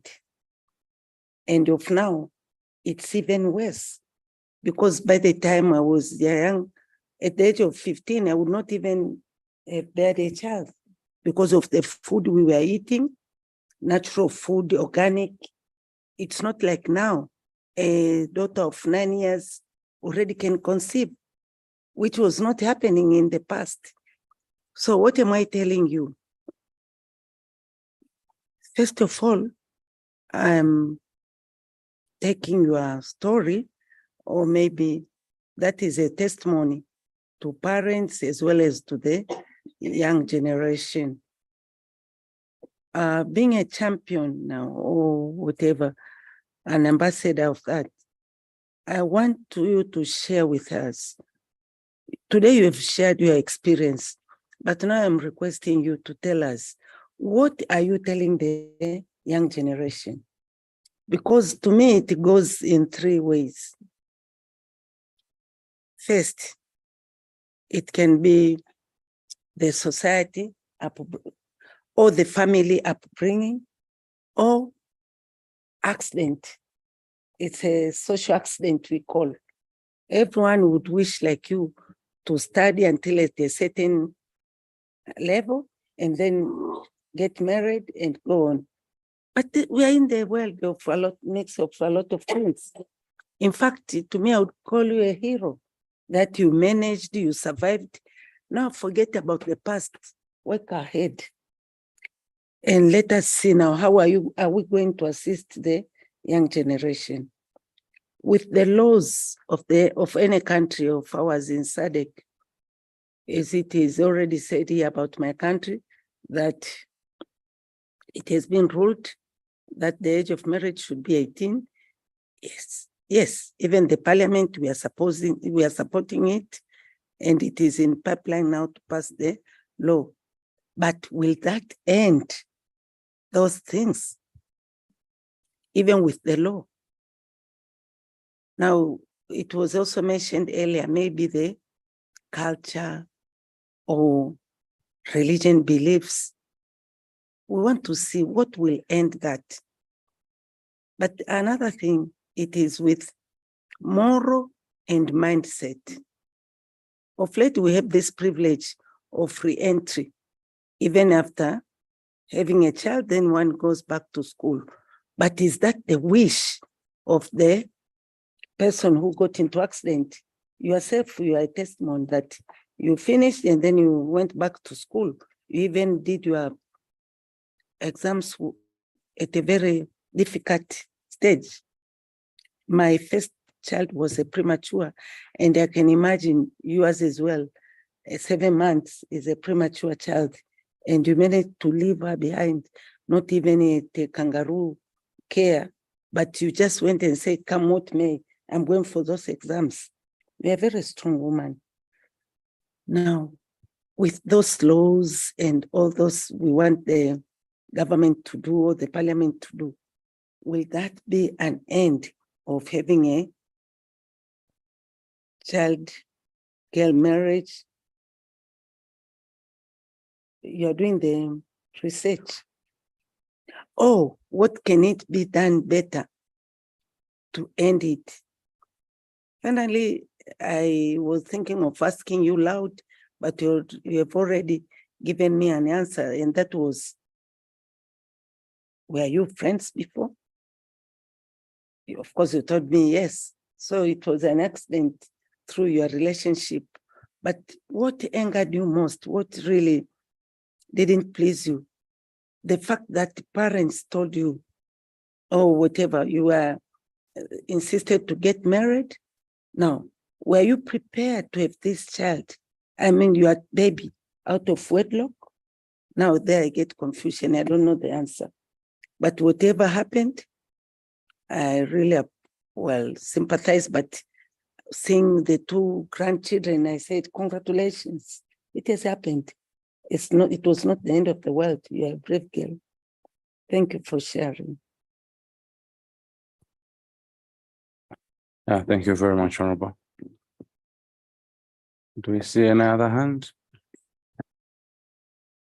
Ms. Loveness Muzuru, I give you the floor to just answer on the questions that they specifically came to you.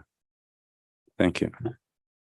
Thank you so much, honorable members. And thank you so much for the motivation, honorable from Botswana. I definitely will consider, I'm actually considering doing my master's. I recently realized that I can jump a stage and do masters using a bit of my experience in gender equality and what I have been doing so far is on championing child marriage. I'm really trying to do to apply for scholarships and funding, because definitely the issue of financial responsibilities, I definitely would never afford to take myself into school again from where I'm standing from at the moment.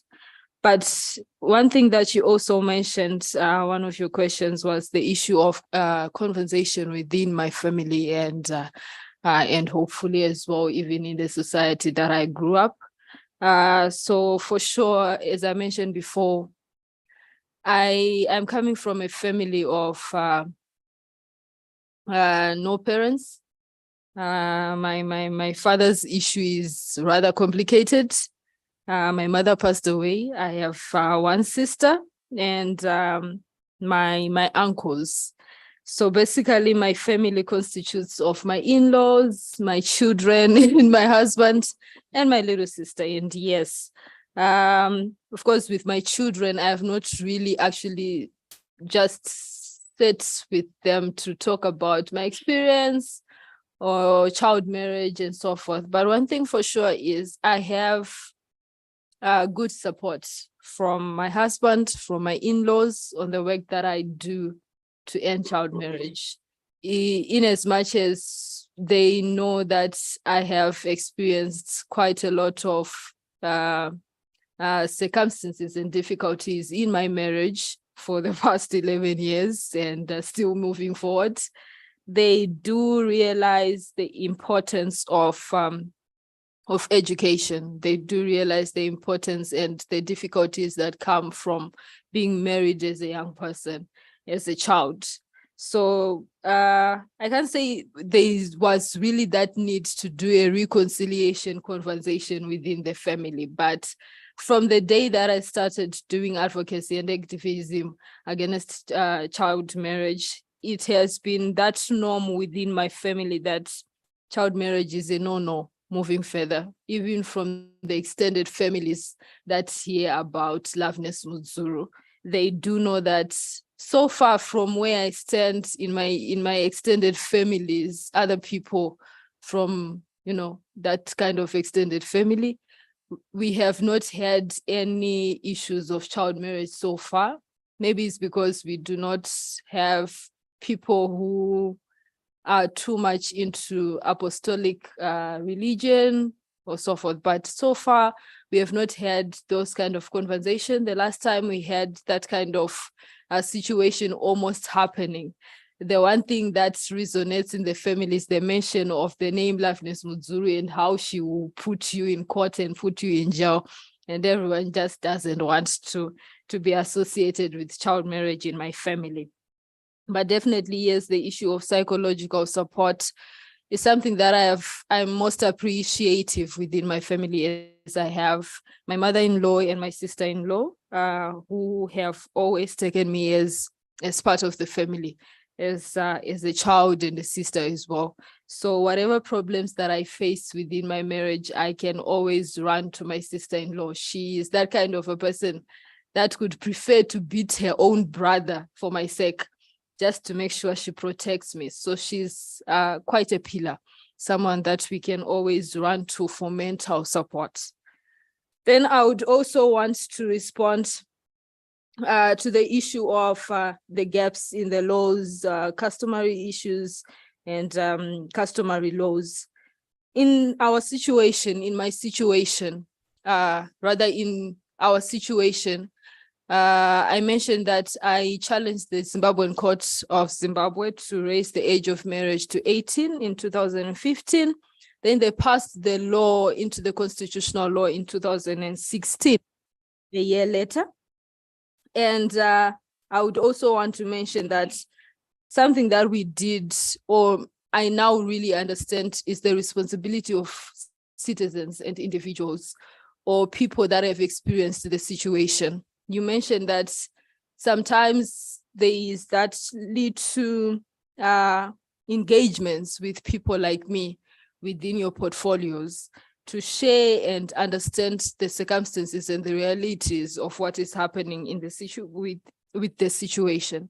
So it's also sometimes, how do you support individuals to take action, which as parliamentarians you might have but a certain kind of level of engagement or power to. So with the age of consent in Zimbabwe, I personally took it upon myself to also lobby and put within a bill with support from other organizations, to put a bill within the Parliament of Zimbabwe to raise the age of consent, sexual consent for girls as well in Zimbabwe. So in 2022, we had the marriages law put in place in Zimbabwe, the age of consent for Zimbabwe also being raised to 18. And I would respond as well to the issue of, was it a good idea? Was it acceptable to have the age of consent raised to 18? So when that law was passed, I remember having to attend one of the meetings with a lot of NGOs who were rebuking the fact that it was put in place. And here I was in that meeting to tell them that, you know what, for most people, it's about their jobs. It's about them getting into their offices, making recommendations, writing huge papers, and so forth. But for some of us, it's an experience. It's our day-to-day lives. So it was also a matter for them to understand where I was coming from and why it was important for me to actually inform the parliament to take it upon themselves to move further the motion to raise the age of consent to 18. The issue is being a child just basically means you do not know what kind of decisions you are making and their repercussions. It was very important to also mention and share that whatever the decisions that they say a child may make, sometimes it's also rape. Most of the time it's forced. The first time that I had sex, I should say it was forced. I was just but a child. I had a boyfriend who was 22 at that time. He was older enough to be supposed to be protecting me. And in as much as sex starts from show me that you love me, then it becomes force. Because then you are forced to show how you love that person by being abused, and then you get pregnant. And it becomes in the name of me being in love. Yes, we were boyfriend, girlfriend. Yes, this and that. But at the end of the day, the bottom line is still force, because you do not know what you are getting yourself into, what then happens later, or you are just saying, it's okay. We will get there. We'll cross the river when we get there. You know, those kind of things. So I had to give them those kind of issues for them to understand, but also inform that further on, there is the issue of sexual reproductive health rights, information sharing, and access to services. In as much as I think Dr. Nyawazai mentioned this, that we do not want to mention the issue, we do not want to have the kind of conversation where we talk about access to services for girls, for children, whilst actually they are active, sexually active, especially in Southern Africa. But this is the situation. Honorable from Tanzania is also sharing that long back people were having organic food and their bodies were not as changing as they are like the ones that we have these days. The food that we are eating is actually making certain hormones change within us. And this also means that there is a possibility that actually there isn't a possibility, but our young children start experiencing puberty probably at 8. We have had experiences of an 8-year-old child giving birth in Zimbabwe. And it's very true, it's happening. But it's also about how do we help with information on sexual reproductive health rights? How do we help with access of services, but also in a more comprehensive manner, because we want to think about the issue of the mindset.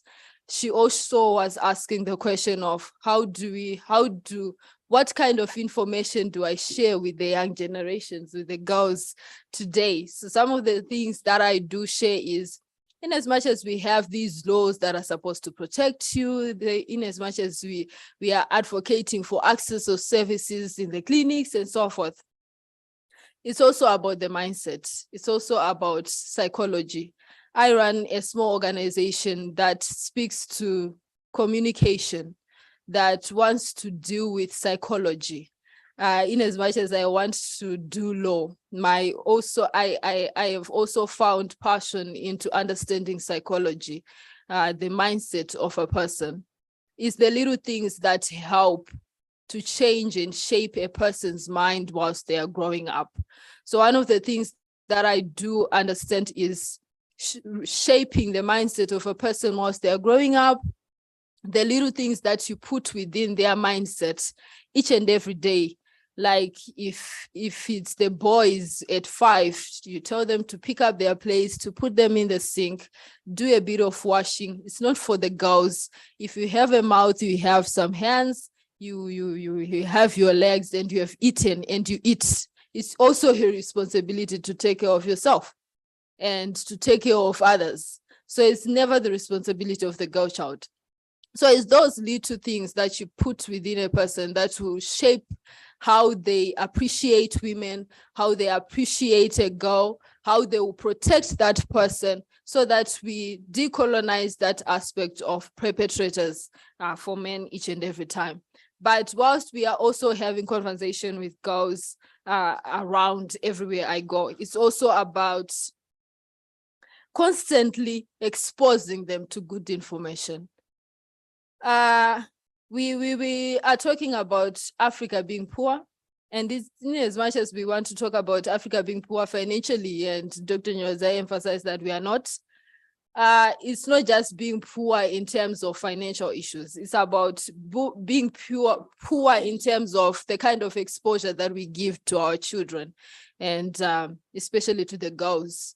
It's very much important to put a child in a hotel once in their lifetime, because I would like to think that probably 90% of the people where I grew up have never actually stepped in a lobby of a hotel, which is very essential, because the next thing that they are pushed or forced or inclined to getting into the most filthiest lodge that you can ever think of, they will be able to get there and will be excited about it, because it's a certain exposure that they have never been given to, which is very important. So also the other thing that we share, there is a strategy that we have at RMT that is called Denanga.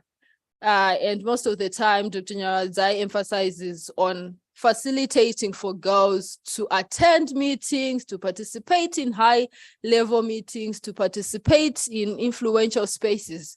And as we all know, the NGO sector is filled with meetings being held in hotels, eating good food, and so forth. So that's very important. Then you go back home and tell other girls that there is a world out there. So when you sit in that Nangai and you explain that I was in South Africa, I was at Radisson Blue, the ceiling looks like this. I'm telling you, there is quite a good number of girls who have never experienced these kind of lights that are in this room. And it's very important to understand that there are good lights like this.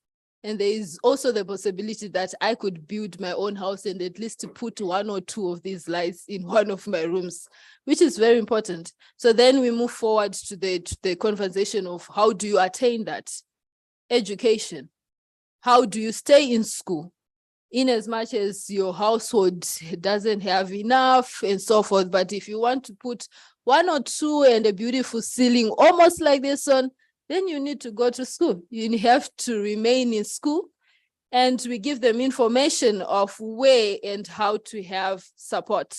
The NGOs that are there, the individuals who are there to support, the wonderful people that are always there to hear if you need help, be it to stay in school. I would also want to look to also speak on the issue of lack of mental health support and how do you help honorable members moving forward. I think when we were having a tea break, we were speaking about the lack of funding that is there in terms of support and especially mental health support. And here we are talking about mines in Africa and the budgets that you all can influence in your respective countries. It's also about influencing the capacity and the power of the psychologists that have been there. If there's anything that I have realized is Africa has so many graduates who have done psychosocial, we have done psychology, we have done social work, who have done a lot of these courses that have to do with mental health. But are we utilizing their power? Are we utilizing that kind of education that we have given to these people?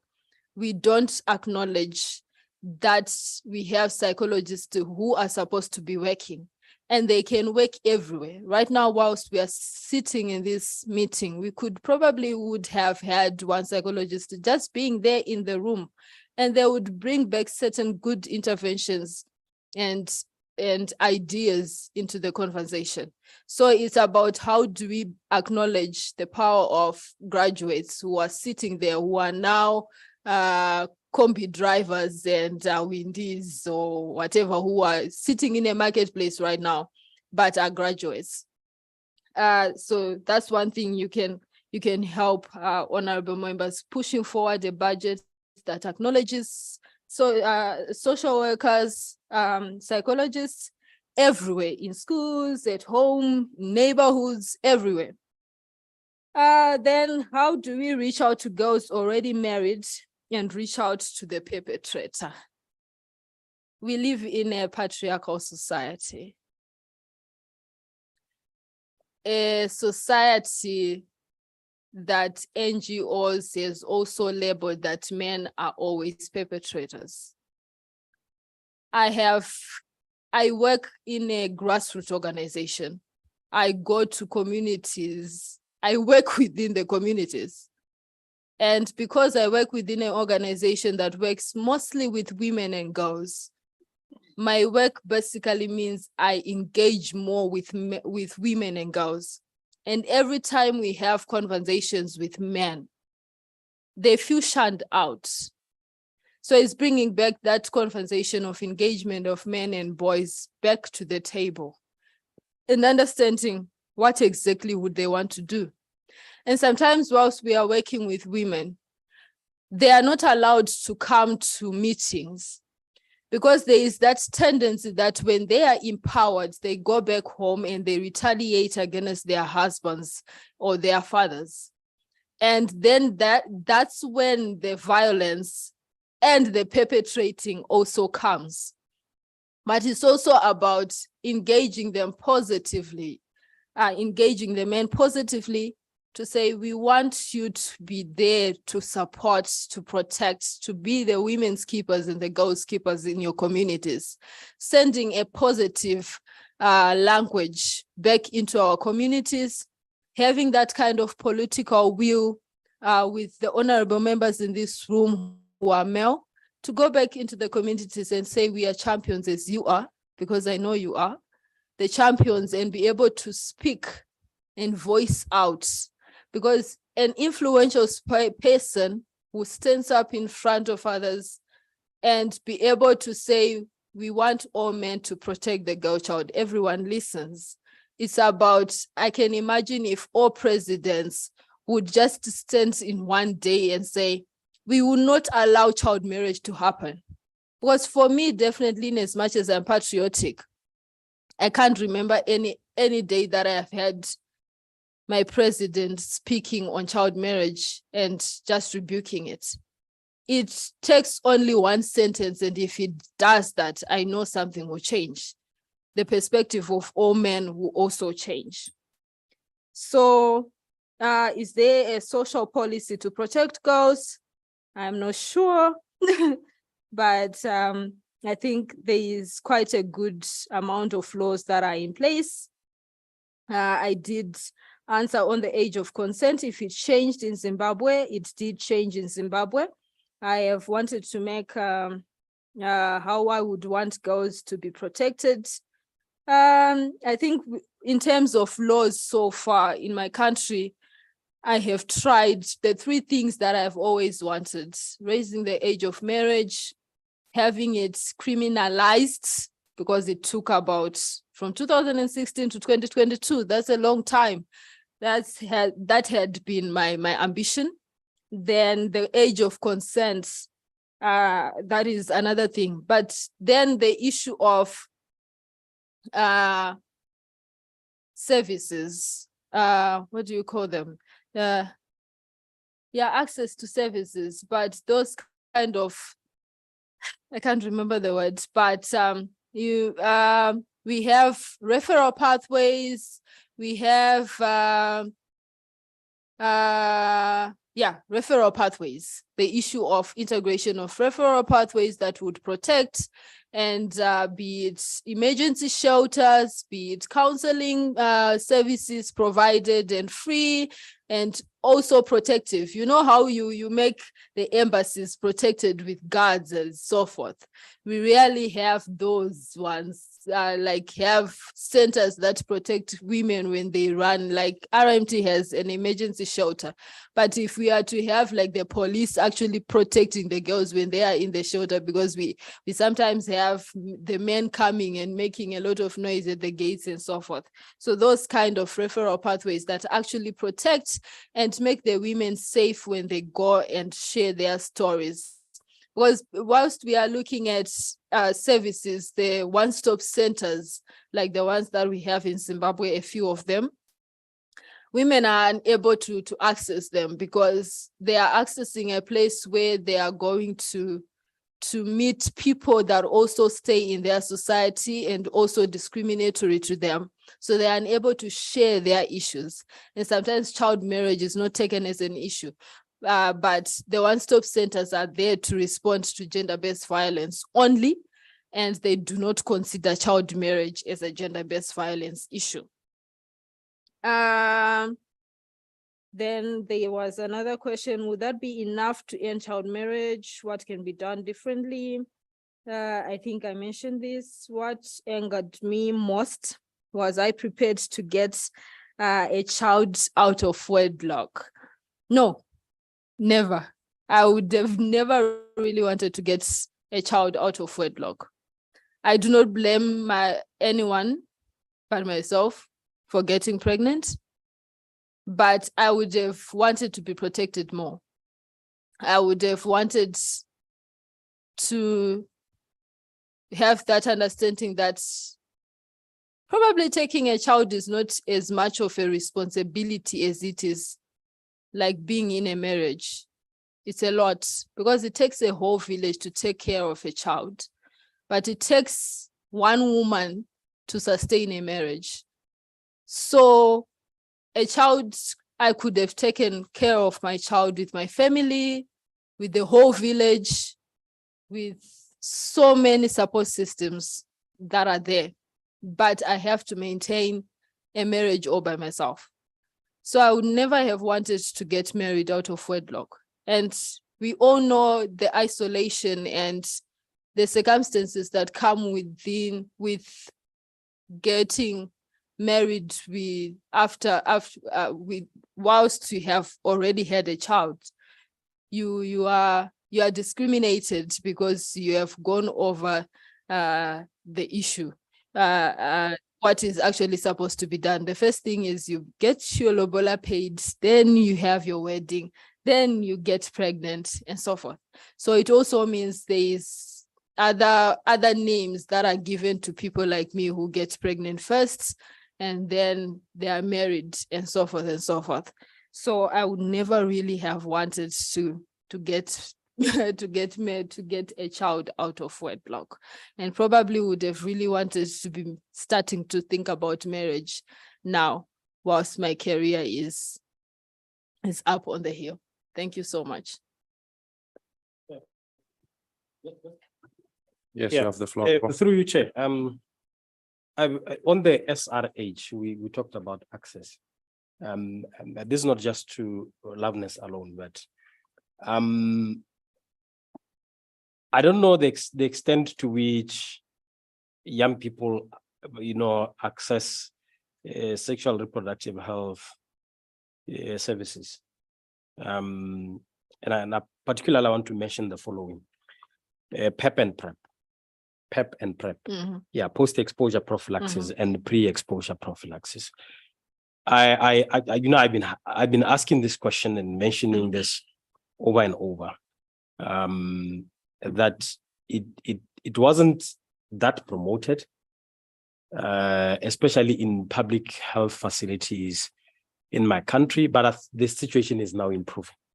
It's improving in that when you go around, most young people actually know that they can get post-exposure prophylaxis and pre-exposure prophylaxis.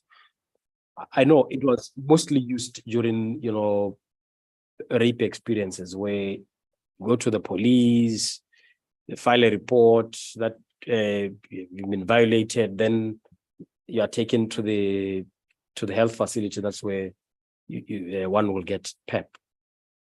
But now, somebody can just show up in a health facility and say, I've been exposed without questions being asked in terms of exposed how, we know how, exposed sexually, yes, without protection. But then there's also the morning after pill. This is critical in the sense that we have many young girls, getting pregnant. And on the morning after pill, I know that in our health facilities currently in Botswana, you can walk in and get a morning after pill. You can. In terms of the number of young girls who know that such services exist, I don't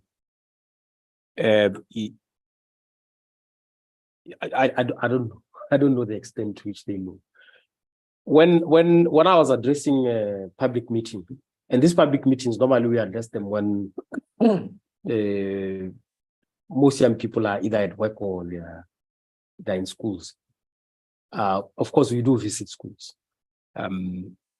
This was mentioned that a spokesperson for the hospital in my constituency was encouraging parents to communicate the existence of morning after pill to their children at homes. Then there's the issue of abortion, termination of pregnancies. We are still, I don't know. I have asked this question to one of the MPs who was opposed to termination of pregnancies for purposes other than the ones which I mentioned on rape, right?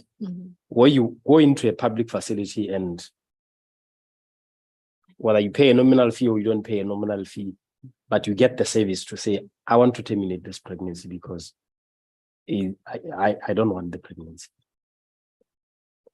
Our law, as it is now, is that the circumstances under which a pregnancy may be terminated is only when is the issue of rape, or when either the life of the mother or the child is in danger. Those are the only circumstances. Other than that, where you just out of your own volition want to terminate pregnancy, the law is still behind. And most of us would have realized that it's a big political debate currently in the United States. Whereas in other parts of the world, including here, it's not even an issue. If you want to terminate your pregnancy, you terminate it. I once asked one male MP that, okay, you have a law that prevents women or girls from terminating pregnancies. Give me one law, just one, where the law prohibits men to do something on their bodies. Just one law, where the law is very clear that a man cannot do this to their bodies.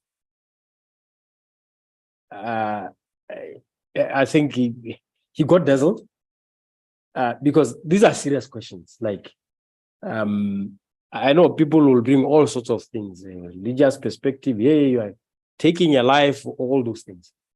But at the end of the day, this life affects who? So I wanted to know what is the situation again in the region, perhaps where you come from on termination of pregnancies, whether the law allows. And you know what happens in my country is that anyone with an unwanted pregnancy and they want to terminate, those that have the means, they just cross the border to South Africa and terminate and go back. Because here is allowed. But now when it comes to those who don't have the means, it's either a street abortion, which further endangers most young women. In such cases, there are heavy burden on the fiscus, especially the budget in the Ministry of Health.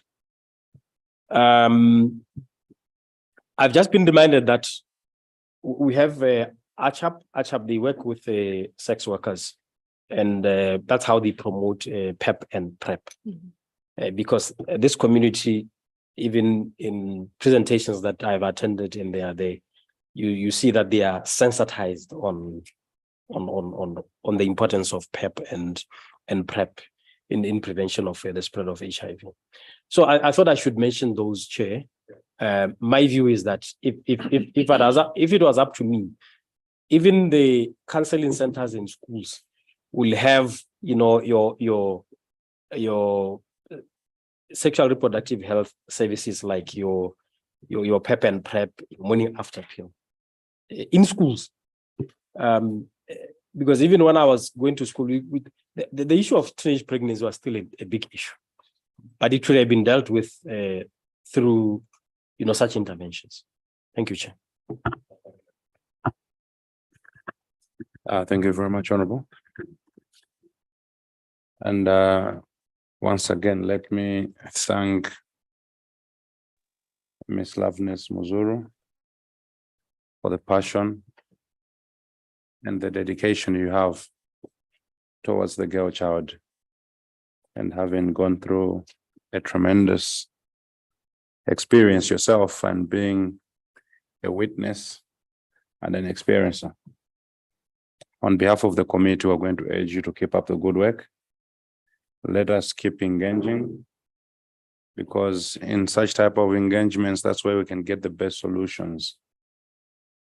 And I would invite you for any last words before we move on to the next topic. Ms. Loveness Muzuru. Thank you, Chair. Firstly, let me respond to the issue of PEP and PrEP and access to sexual reproductive health rights. So we still have a lot of discrimination and maybe lack of understanding of the need for young people to access sexual reproductive health rights and services. I think, I'm not really sure, but where I'm coming from, the rural areas in Morewa, girls do not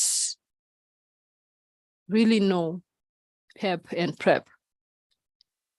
And even if they ever do, the clinics will not allow them to access it, because there are people coming from communities that are embedded in their values and norms. So it's the thought of just you being after, the thought of understanding that you are actually sexually active, you are already discriminated. You can't say it. You will not be allowed to even mention it. You won't even go to the clinics. If there is one place that people do not want to go, is the clinics, because they are service providers that will give you one bed 20 minutes of your life. They will shout at you, they will denounce you, they will scold you, they will say as many things as possible that will just make sure that you don't ever want to go to the clinic. And pharmacies are expensive. And these people are people who probably live on $1 per week kind of situation. But in universities, yes, girls have access to PEP, and they have the knowledge, they have the funds, and probably they are morning after pills in their toilets. So they have access to that. But then these are people that are already above 18. So for young people that are less than 18 years old, they probably do not have access to these medications. Abortion has so many circumstances that go with it. So one can never do abortion because you are about to you don't want to be married young. because you have gotten pregnant and so forth. That's not a reason. You would have to be raped or so forth. So that's another issue. What is the position of? Through you, Chair. No problem. What is the floor, position ma'am. of the law currently with regards to abortion To abortion. in Zimbabwe? Abortion is not allowed. It's only allowed to those that have experienced abuse, rape. So then it would need a lot of investigation and so forth. At least the cases, is this 74, 72 hours of the cases, and the police and the hospital would then have to really be sure that it was rape and there is need to do abortion. But that takes like forever, as we all know. Public hospitals in Africa are not that sufficient in terms of being fast in responding to situations. So there is that huge possibility that you still get married to your abuser, especially if it's a member of your family. Then you would still need to protect that member of family. You remain with your pregnancy, and a lot still happens. Because abortion, if it's 72 hours, then still it will take longer for them to actually finally identify that there is that need to do the abortion. So I believe there's quite a number of people that have not actually accessed that kind of situation.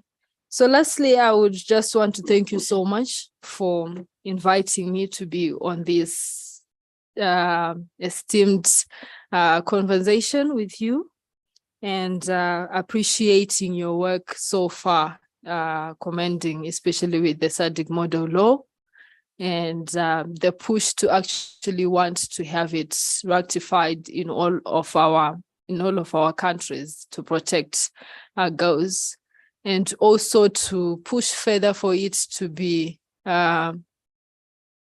used in other regions in Africa, and adopted by other committees as well. If there is anything that I do appreciate, is influential people taking their time to speak about our issues, and understanding that it is something that we really need your support to act on, to respond to, and to enable to make sure that we are protected. So I'm really grateful. I'm really sincerely grateful that you have taken your time to listen. And I'm really sure some of you are wondering how much I get to talk so much and take most of your time. So I'm really grateful that you have actually been patient and tolerating enough to allow me to take as many minutes as possible for me to just speak. Thank you so much, honorable members.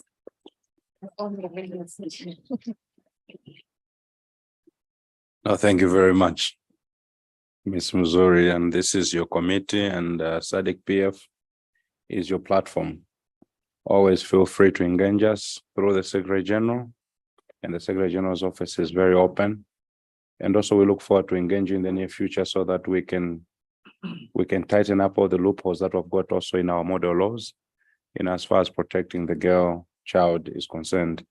And also not forgetting the boy child, because we also need to move together. And I would like now to invite the SG to take us through the action taken. And honorable members, let's pay much attention, so that wherever we feel that there's an intervention in versus the action taken versus our matters arising from the previous minutes, we can be able to tackle in and come in. Honorable SG, you have the floor. Thank you. Thank you, Chair. Through your permission, let me also thank you, Loveness, for educating us and pricking our conscience in terms of what is happening to young girls and young children. The SADC Parliamentary Forum is committed in that regard, and you have had our members are also with you, and they're also giving you assurances that they will work and ensure that they do what they can. Chair, if you allow me, this issue of Romeo and Juliet, I think that Honorable Kurapet raised is something that we can come up with a formula to help our parliaments at national level work with organizations like UNFPA and deal with it, because it brings our attention to sex offenders, teenagers, young adults who are labeled as sex offenders and under the context where they're engaging in consensual sex, and ultimately they are labeled as having committed statutory rape. So when we did the model law on GBV and that of child marriage, we also learned when we visited prisons that the majority of children in prison are those who are actually young children and boys who should be in school. And this was not something that we integrated in terms of how we can work on it. And also, Chair, we allowed us to share with members that UNFPA and SADC-PF and partners actually conducted a research. This research was examining whether national laws and policies protect or impede the rights of adolescents and young people to access sexual reproductive health, and whether those laws and policies are harmonized or contradict each other or have loopholes that need to be closed. So I invite you chairpersons to share this with your committees.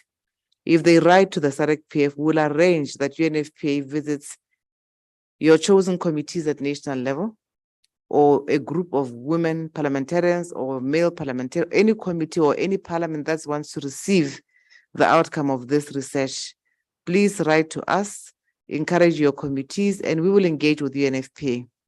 UNFPA, as you know, is quite open to working with SADC-PF. We had last time Dr. Chinwe from UNFPA who worked with us, and the issues that you are raising, whether it is age of consent to sexual activity, whether it is age of consent to marriage, all the issues that have been cropping up here, criminalization of consensual sexual activity are contained in that report, among others.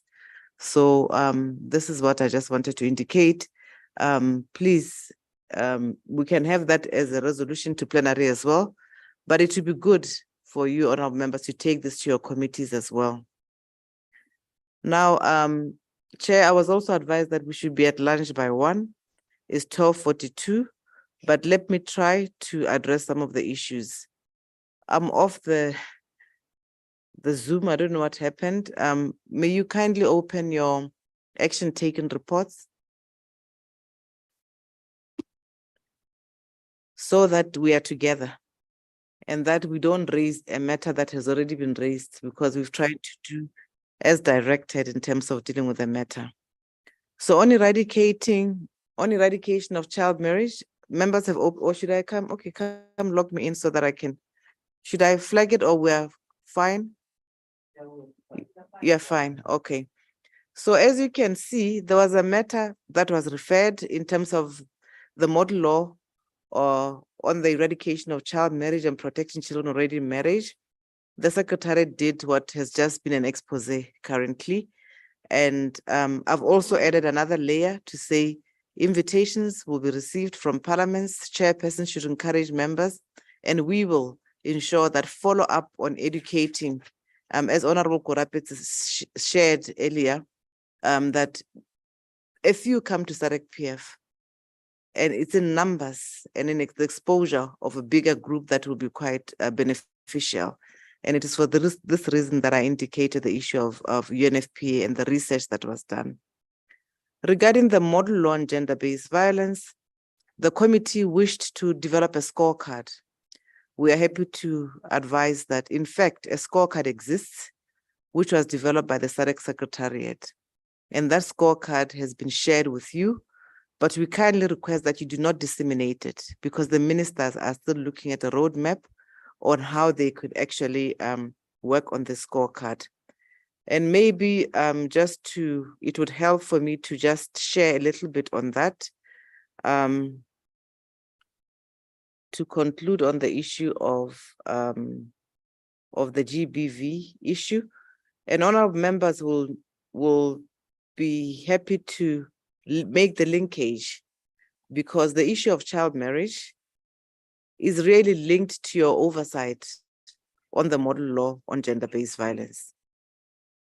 And it is important for us to ensure that indeed at all times we follow issues as they come up.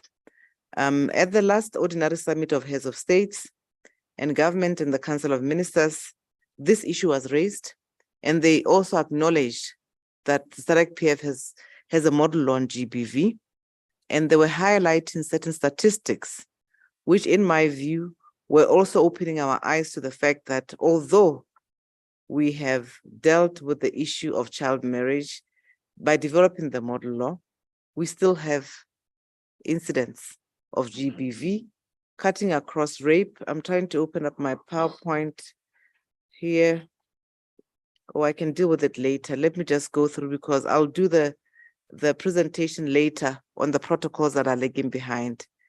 Maybe in that manner, it will assist us to recall on the issue of the model law. So we don't need to develop a model law. We just need to encourage our countries to report, because there are gaps in terms of reporting, and there are gaps in terms of really documenting and coming up with policies that can assist in that regard. So where possible, this committee may wish to request, as one of the recommendations to plenary, that member states report on the scorecard at the right time, so that we can process that information and be able to see where our countries are at and what needs to be done. Then on the issue of the model law on public financial management, the committee is well aware that you had sought the Secretariat to develop a scorecard on PFM. This scorecard has also been developed, and it has been shared with you, which we need to implement and quickly make sure that it's operational. The technical working group on public financial management is still seized with ensuring that this is translated and that it is also communicating and not burdensome in terms of collecting this data, but it has been done. I'm happy to report that. On the model law in elections, in this respect, the model law in elections is in process of putting together a concept note. You had directed us to say, in relation to the model law in elections, we must come up with guidelines for political party funding. And we are now looking for resources. The secretary is actually going to develop a concept note, which we are going to float and ensure that at the end of the day, we get the funding to do so. It is an engaging process, as you know. We can sit at the table and develop the guidelines, but they need engagement. It's a complex issue. It will also have to take into account your domestic laws and practices. It will have to engage political parties and many others. So it is not a guideline that can just be developed and floated in that regard. So maybe let me just also indicate that the SADC-PF has made progress regarding the domestication of the model law. Honorable Bistoke, you participated in the CSW, where the Minister of Malawi was invited to partner with SADC-PF. The Minister of Malawi has since moved forward. She convened, as she promised in New York, that she will bring together all the ministries and stakeholders for the SADC-PF to assist her in ensuring that the model law is domesticated. This meeting took place last month. The ombudspersons were there and many other stakeholders, Human Rights Commission, and we engaged Ms. Eva Jala to support the Secretariat, the draft of the model law, to go and work with Malawi and develop a framework. This framework has already been accepted by Malawi, and they are now calling for a process where the drafter is now going to work in country to make sure that they're assisted with a framework for domestication. We are also looking at two more countries as a pilot, those countries that have that level of commitment at the ministerial level, those who are willing to look at the GBV model laws to actually write to the SADC-PF and allow us to move with them in that regard, so that it facilitates your work in terms of domestication. So this is what I have under extension chair.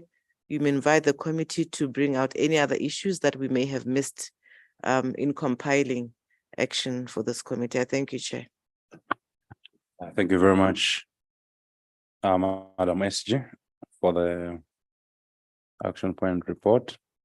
Honorable members, I would now invite you all to come in with any interventions in the event that that actions taken, maybe they must have missed one or two items. I see a hand from the Vice Chairperson, Tanzania, and then we'll go to Botswana. In that order, please. Thank you very much, Mr. Honorable Chair. And before I proceed, may I thank Madam SG for the presentation and the way they've taken up the matter. I'm just requesting not explanation, but an elaboration when we are talking of the model law on election. She has explained it so well. If you may allow me to think aloud. On number 4, as she explained that we are now going to develop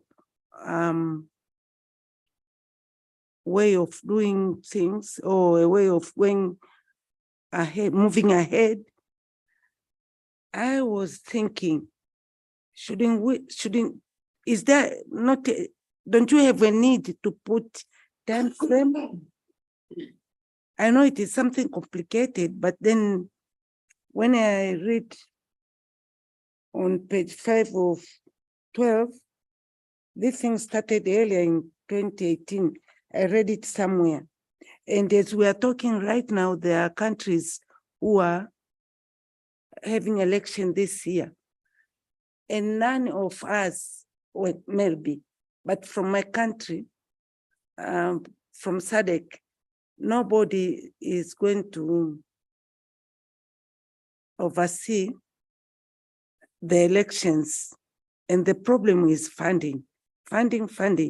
The member countries cannot fund their people. SADC as well is not in a position to fund. And now we are discussing of how to support it.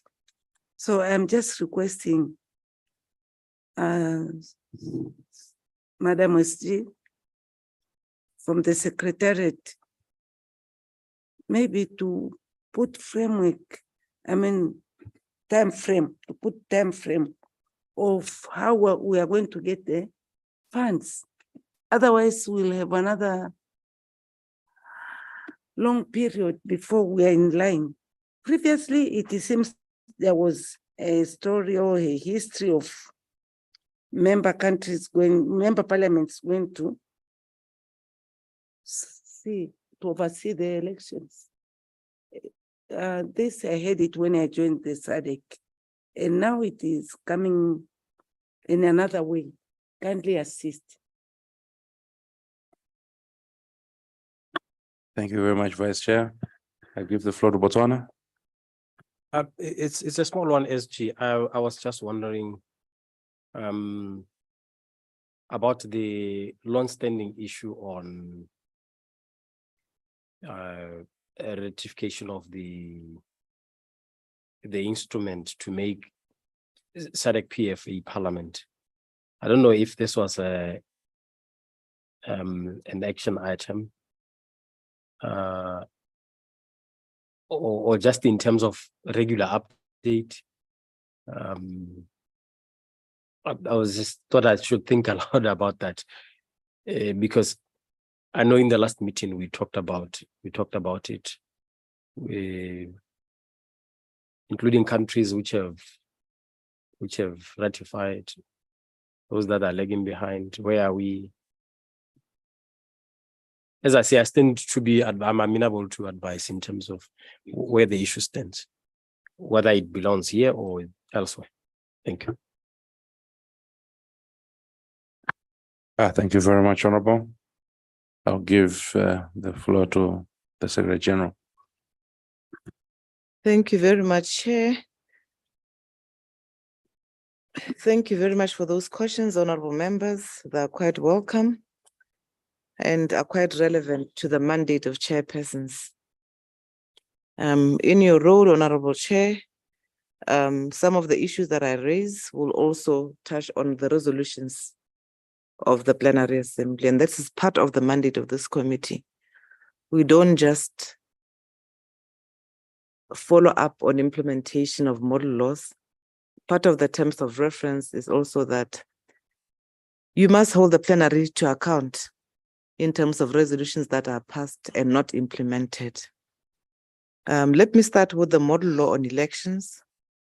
The model law on elections has already been developed, Honorable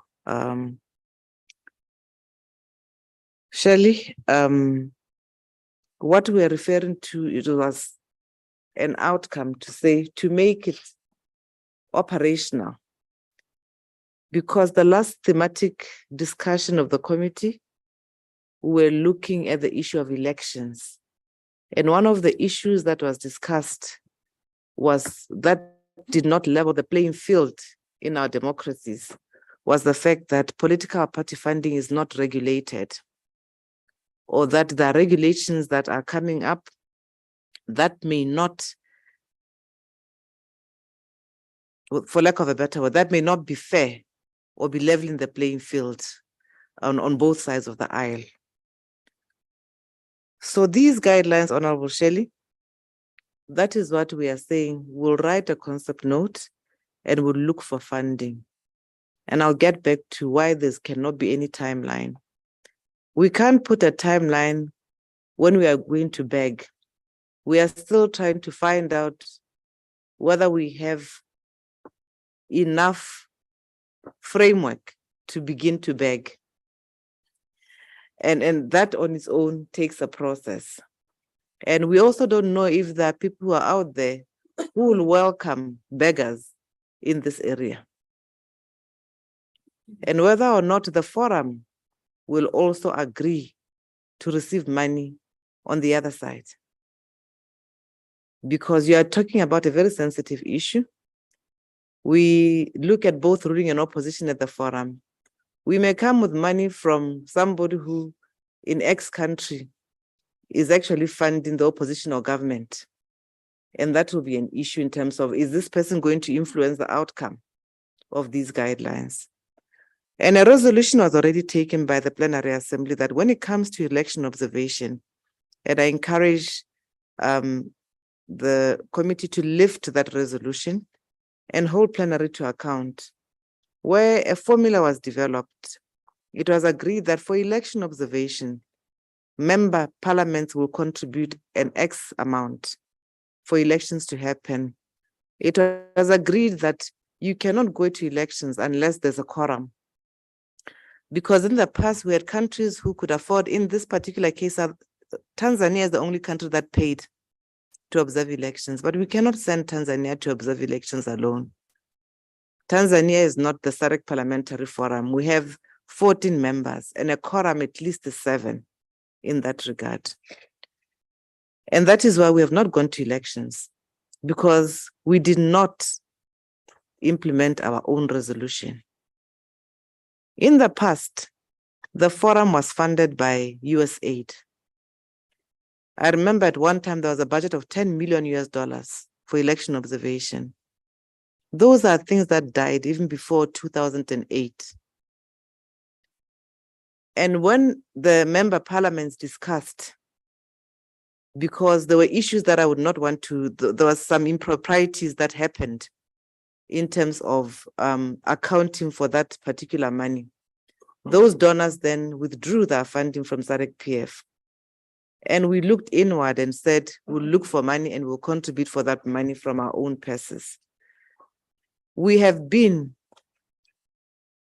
to the US to ask for money, back to USAID. They say to us, we have cleared your debt. We've been to the EU. They said, you are no longer on the black books, but we want to tell you now that for us to give you money, our laws have changed. You have to find an NGO in Europe or find an NGO in America to work with. And you know, election observation is sensitive. Without going into details, there are countries which are under sanction from other continents. There are geopolitics that are going on currently. We should be sensitive to where money for elections will come from and what that means to a regional gathering like ours. There are issues around the executive observing elections. There are issues where parliaments are observing elections. And we know very well that it is also important to be prudent and look at where does the money come from? What are you evaluating? The 21 indicators, whose benchmark are you using? Where does the money come from? Let me stop there without going into detail. So I'm unable to come up with a timeline, more so that we don't have a staff member who's full-time at the forum to deal with this particular committee. Eswatini has seconded Ms. Toko, who is also a full-time legal counsel in her parliament. She can only offer her services as and when we require, when the committee sits. And this is also because as chairpersons, we are very much aware that our contributions cannot take care of most of these activities. When the budget is passed, we know there's nothing for activities in our budget. And that is the status quo that ties my hand in terms of coming up with a timeline. Now, in terms of ratification of the SADC-PF, I believe I've handled the issues across board in terms of clarification on the model law of 2018. That one was developed. Now we are operationalizing it. And we have focused on governance processes because also some of the funders said to us, we've paid for so many elections and what happens after? They even said to us, you want money to go where? The outcome won't, are you telling us the outcome can be different? Or are we just going to observe, come back with reports? What is the story here with observation? So we are looking at governance processes. When we come from an election and we are told, for instance, that during the elections, these were the weaknesses, our model law has already preempted. So we would rather follow with the country to see how they domesticate the model law. We did that with Lesotho. They took on board about 11 provisions of the model law. We find value. That is why the omnibus is now being debated. There was a court ruling on it in Lesotho. I think there's value for the SADC-PF to do such processes because why do we observe elections? To strengthen our democracy. We want elections to be regular, free. I don't know if they can be free and fair, but there are new words that are used. But we should look at, is democracy backsliding because of democracy? And what is it that we want to do? And all these areas are in our model law. This is the investment case for the SADC-PF, and we find partners who are willing to work with us in this regard. Ratification of the model law, let me just give it as a way of brief, not model law, the issue of the transformation of the SADC Parliamentary Forum into a parliament. We are, of course, looking at a situation where parliaments unanimously, all of them passed the resolution agreeing that they want to transform into a SADC parliament. And as we all are aware, that process by parliament is concluded. It is now being handled by the executive. In most countries, it is the ministers of foreign affairs. It's an executive function where now they have to go through a process of what? Of ratification. We are now at a point where we are asking countries, or let me say member states, are required to sign the agreement amending the SADC treaty to take into account the SADC parliament. We only have 9 countries that have signed so far. We are aware that out of those 9 countries, I don't have to list their names at this point, I believe. Let me talk about those that have not signed. Mauritius has not signed. Madagascar has not signed. Namibia has not signed. Zambia has not signed. But Zambia and Namibia are just really caught up with the technicality. They are signing. The process is ongoing. Madagascar has requested in the last CLACS meeting that a lobby mission be put together to go and have a persuasive mission in their country and clarify certain issues if need be. Mauritius is in the same bracket with Madagascar, and we are hoping that once those countries sign, and the president of the SADC PF, Honorable Roger Masieng, during summit was in contact with Mozambique, Mauritius, and Madagascar. And we believe that we will find, favor in that process.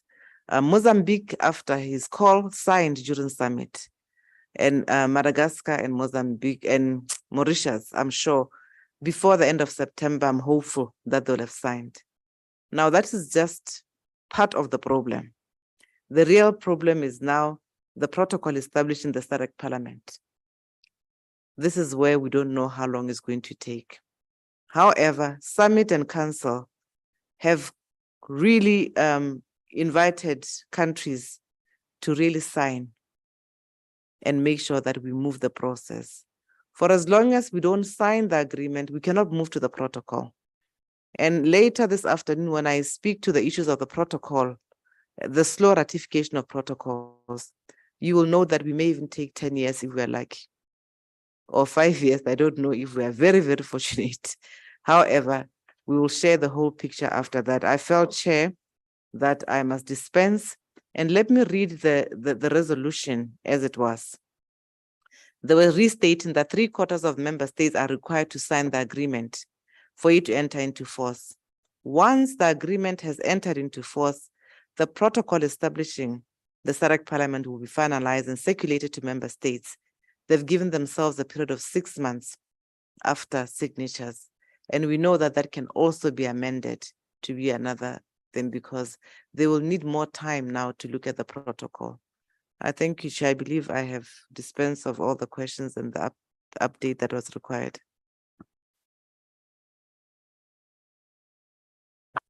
Thank you very much, SG. All right, so we'll now break for lunch. And this is 1:10. So we're going to resume sitting at 2:10. So we break for lunch outside Jan. Are there any logistics around lunch? Are there cars? I saw some cars there. Were they for us? Yeah, we just go. There's no need to bring a ticket. Okay. Oh, for parking. Okay. Oh no, members, yes. Lunch is at the same place you had breakfast. Were you here?